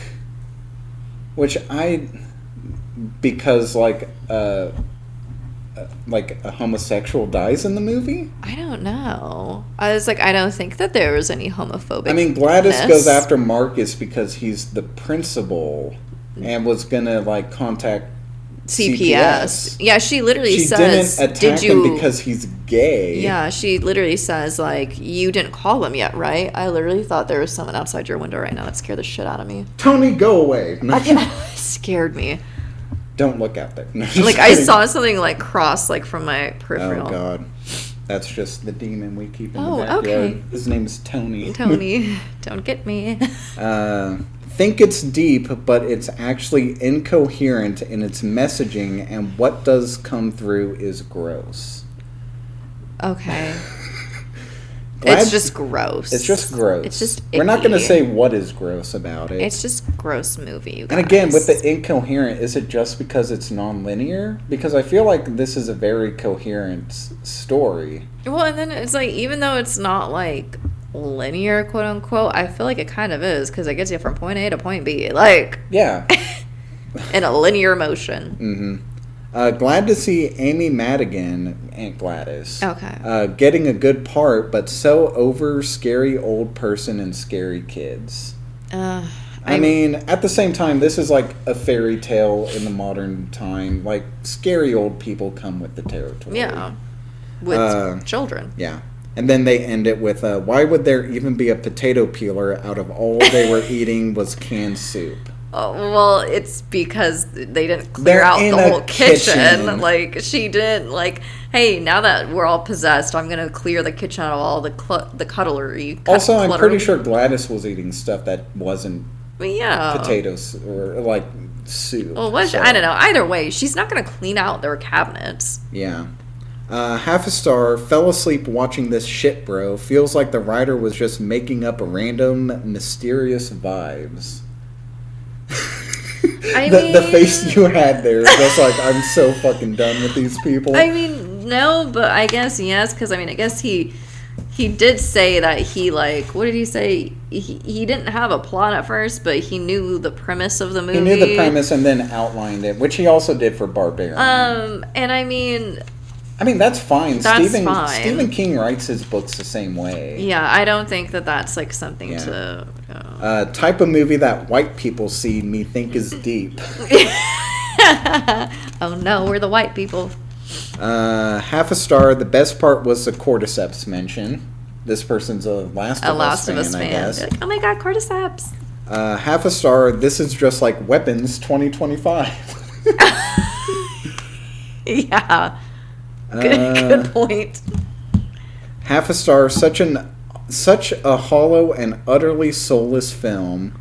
So many loose threads and an absolute worst allegory I've ever witnessed. A fucking weapon? Is this if this is a future of cinema, I'm quitting for good. This is not okay. Okay, they don't like the weapons. They don't. I mean, it's also more than just the weapon. Yeah. It's like substance abuse. We've gone over it. We've gone over it. We're beating it over the head. Same vein, half a star, film with literally nothing to say. And then my last one, half a star. All Josh Brolin does is connect two lines on a map and go into the very, very suspicious house, and that's it. It all feels so bloated and stretched out for the sake of prolonging a shitty story and hiding a very uninteresting mystery. See, they watched the Josh Brolin edit where it was just scenes Josh of him. Brolin, yeah. That's why they're like, nothing really happened. Which is fair. I like Josh Brolin too, but watch a Josh Brolin fan edit. oh my goodness. Anyway, that's Weapons. That's Weapons. I'm so very glad we got to talk about this movie. I've been wanting to talk about it since I saw it. It was a really fun watch. I mean, for people who haven't seen it, I would say watch it, and don't go in expecting a good time. Or go in with no expectations. Yeah. And just let the movie take you on the ride that it's going to take you on. Just have fun watching it. Yeah. I didn't know what I was going to expect, but I was pleasantly surprised. I was also pleasantly surprised when I watched it. And for me, every time I watch it, it just gets better, in my opinion. Hell yeah. But yeah, that ends this week's episode. Thank you, everyone, for listening to us and following us on our social medias, Facebook and Instagram. Be sure to listen to us on Spotify, Apple Podcasts. I almost said Apple iTunes. Apple iTunes. On Apple iTunes. And YouTube. And on YouTube. Be sure to like, comment, subscribe. Let us know what you think about weapons. Please, yeah, comment. We'll see it. Oh, we'll see it. Yeah. And we'll fucking find you. No, I'm just kidding. But not in a bad way. No, not in a bad way. Not in a bad way. But yeah, please follow us, share, talk to us to your friends and family. Mm-hmm. Spread the word. Yeah, we appreciate it. everyone who's listened up to this point. Shout out to our editor Jade, who Yes. does amazing on not only editing these episodes but also the artwork that he does for artwork our YouTube videos. Gorgeous. It's great. I love the recent one with Gremlins just pulling at my beard. Yes, that one was just like I'm always so excited to see what they're gonna. Me what they're too. gonna do I'm very next. excited for what next week's episode is gonna. Oh yes. Ooh, I'm excited. It's excited. But anyway, join us next week. We're going to be talking about Bring Her Back. Bring her back, and I'm it's gonna be good. I'm excited. I have yet to watch this movie, so we shall see. Yes. Oh, it's so sad. I can imagine. Yeah, if y'all haven't watched it, go watch it. And I'm sorry in advance because it's tough to watch. Probably not going to have a good time, but we'll talk about it anyway. Yeah, so. it's definitely not funny like this one is. I would hope not. No, it's not funny at all. But anyway, thank you guys for listening, and stay crispy. Stay crispy. And stay spooked. Spooked. Stay spooked. All right, guys. We'll talk to you guys next week. Yeah, bye. Bye. Bye-bye.